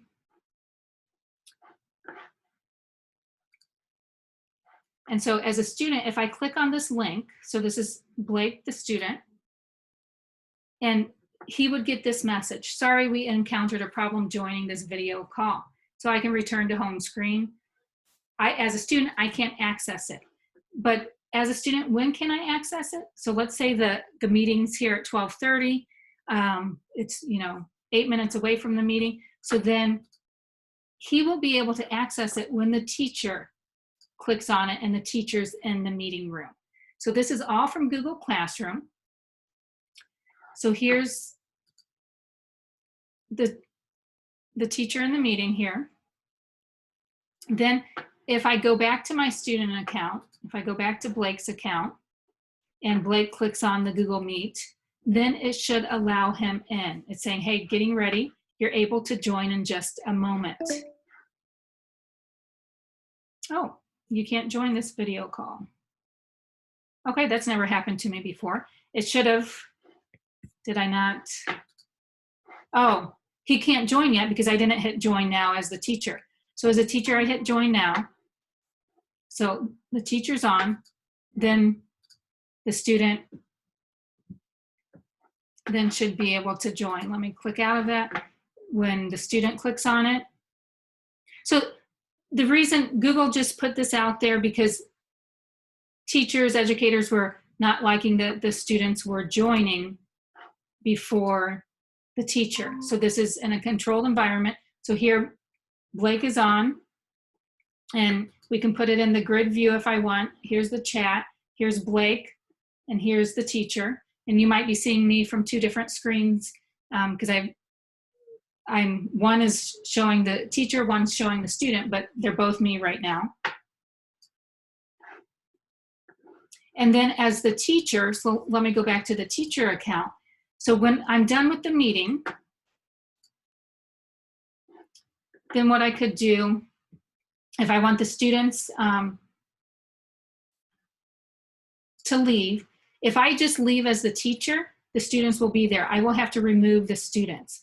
So you should on your screen to be able to, this drop down arrow, to remove the student by clicking there. So if a student's just staying on for some reason, but they're not participating, you're done with the meeting, before you close out of the Google Meet, you remove them so that they're still not in there. And it's on the teacher screen, you can just go here and click on remove. So this is all done in Google Classroom. Oh, Nicole, go ahead. Yeah, just as an FYI, you're starting to lag a little bit, probably because you have two video conferences running. Yeah, thank you. I'll go ahead and get out of that then. Thanks. So this was all done in Google Classroom. This allows you for the kids not to be in the Google Meets without the teacher with supervising. Some teachers say they like to start the Google Meet 10, 15 minutes before the actual start time because students will come on, join, and it gives them a time to talk and have conversation, be interactive with their classmates that they haven't gotten to see in person for almost 2 months now. So if you do have Google Classroom, this is by far the most secure way to use Google Meets. But you can also, start a meeting this way. And then what I've seen teachers do, then drop it in Classroom or in email with the link to it. if you saw on my screen on Google Meets, I had the nod where if you were part of it, if you were part of the class, you could, give a thumbs up, thumbs down. I forget what all of the icons were. You might have gave a smiley face, but that is the nod extension. So take a look at that and see if that's something you would like to add. And then the tactic pins, it just captures closed captions for Meet into a text file. And I don't know if you saw that when I had that open, that was on the side. Again, I had to add that to my extensions as well. So again, if you can't add extensions, try it out maybe on your personal account, or maybe talk to your tech director, your Google admin, who on the back end can add those. Nicole, anything else you want to add about Google Meets? Not really. There's a question in the chat asking about what people prefer, Meet or Zoom. I can tell you, Lisa and I and our colleagues have seen everything across the entire state. It basically comes down to what your district will allow and what systems you're using. Not everybody's using Google Classroom, so in those cases, they're not finding Meet as I don't know, good as Zoom. But again, it's just a flat out personal preference. And Lisa, also as an FYI, there was a question in the chat asking if your Google Classroom session is full tomorrow, if you'll be offering another one. Oh, good question. Has anybody tried to access to register Google Classroom and it is full? They've said it's full, yeah. Okay. Yeah, we're going to try to roll out another Google Classroom and the Google Certification Level 1. So I know some people can't be with me for some days this week, so we will roll out a Google Certification Level 1, another just workshop for that. And that workshop will probably be broken down to 2 days, 3 hours each. And again, I will put in a break in there for you as well. So great questions. Again, kudos to you, Nicole, for helping us jump on today and helping moderate the chat. I know you have plenty of other things you could have done. So appreciate all the time you've been taking to help us out. And just want to reiterate out there that it is a lot.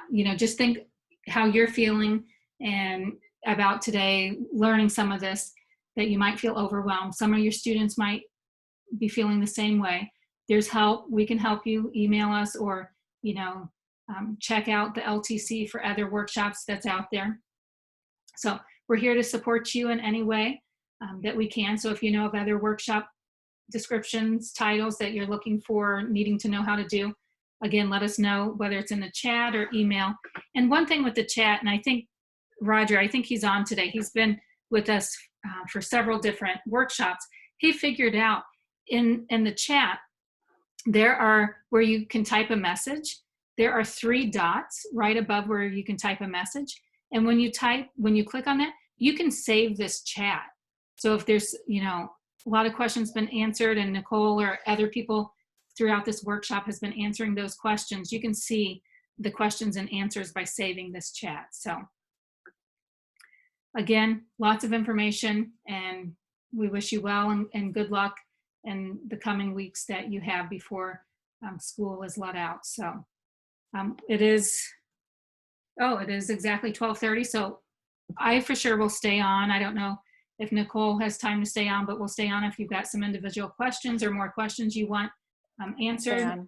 Okay, perfect. So feel free if you're done with us today. Thank you for joining us, and we'll see some of you back here maybe tomorrow. And if not, stay on and you can unmute yourself and start asking away. Thank you. You're welcome. Thank you.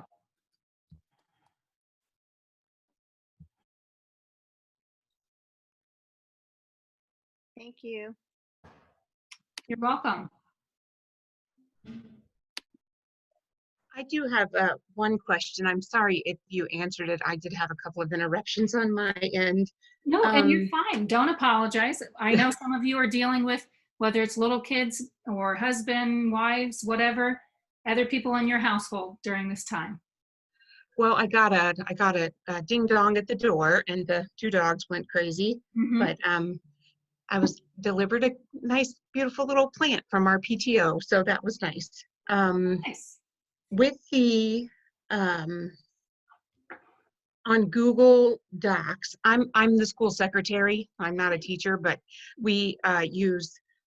I love Google, but with the docs, if you do that link sharing instead of just sharing with everybody, does that prevent it from going into their drive? Like, I feel like so much stuff goes into the drive that I don't want to keep forever. So if you do the embedded link, does it still go into their drive? What's the benefit of using the link as opposed to just sharing it with everybody? If you use the link and it's shared with someone's Google account, then you know who's editing the document or who's viewing the document.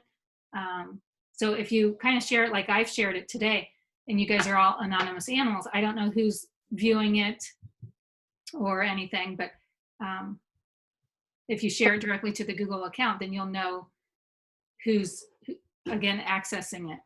And Renee, a second point to that is you would want to use a link in a case like this when you have 200 people signed up for a workshop. You wouldn't want to type in 200 specific emails. If you have a small group of people that you're sharing with, you know, and that might be a case for you sharing it with their individual Google.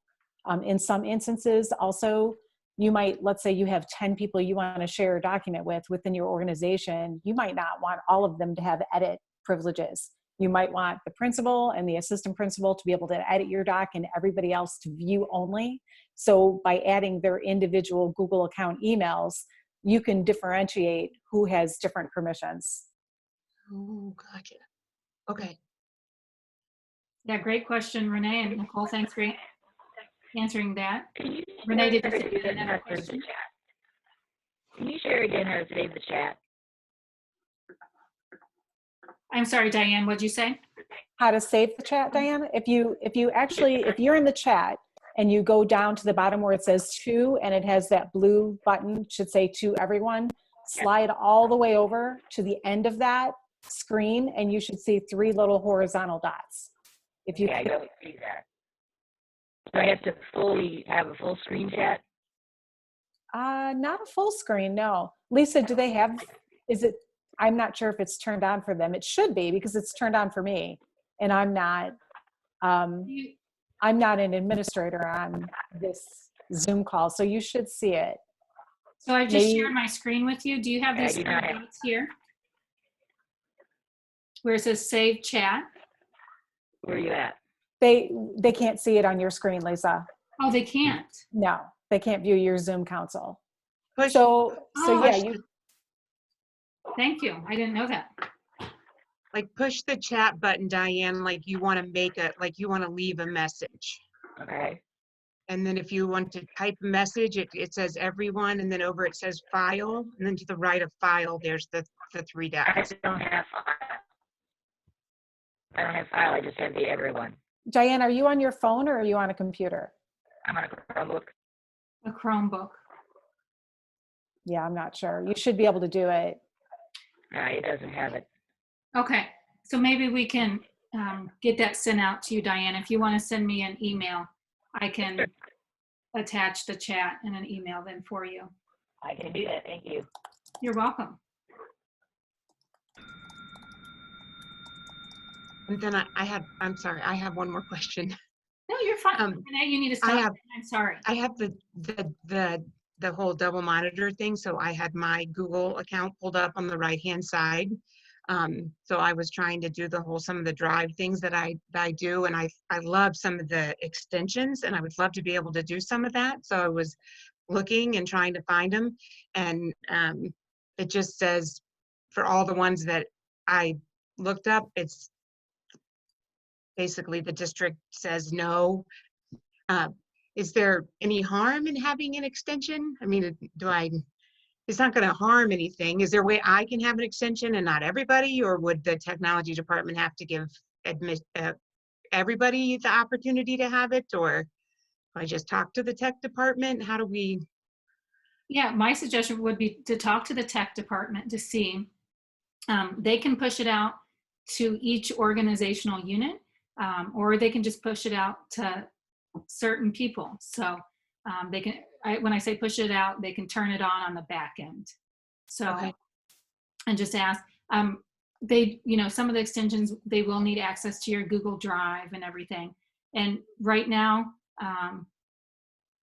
yeah, depending on the policy of the school district, I know some school districts that are going Google, they're not adding any Google extensions for teachers as of yet. They're wanting teachers to fill out a form to let them know what extension, and then they will research to see what extensions they'll push out for teachers and students. So again, it varies, but when I worked at Quincy Public Schools, we couldn't add the extensions. We talked to our tech department, and they, added the ones that they agreed with us on. So Nicole, do you want to add it? How can you go wrong with unicorn writing? Exactly. No, Lisa, in the chat though, there was a suggestion about maybe having a workshop on Google extensions that you find helpful and Google add-ons. Yeah, good idea. That could be a short one. It could even be 45 minutes to an hour. It wouldn't be a crazy long session, but. Yeah. And I know we've talked about certain different extensions almost every workshop, but yeah, having a one just on that is a lot, because like people have said, this is a lot of information to take in. And so we are recording this. I forgot I'm still recording this.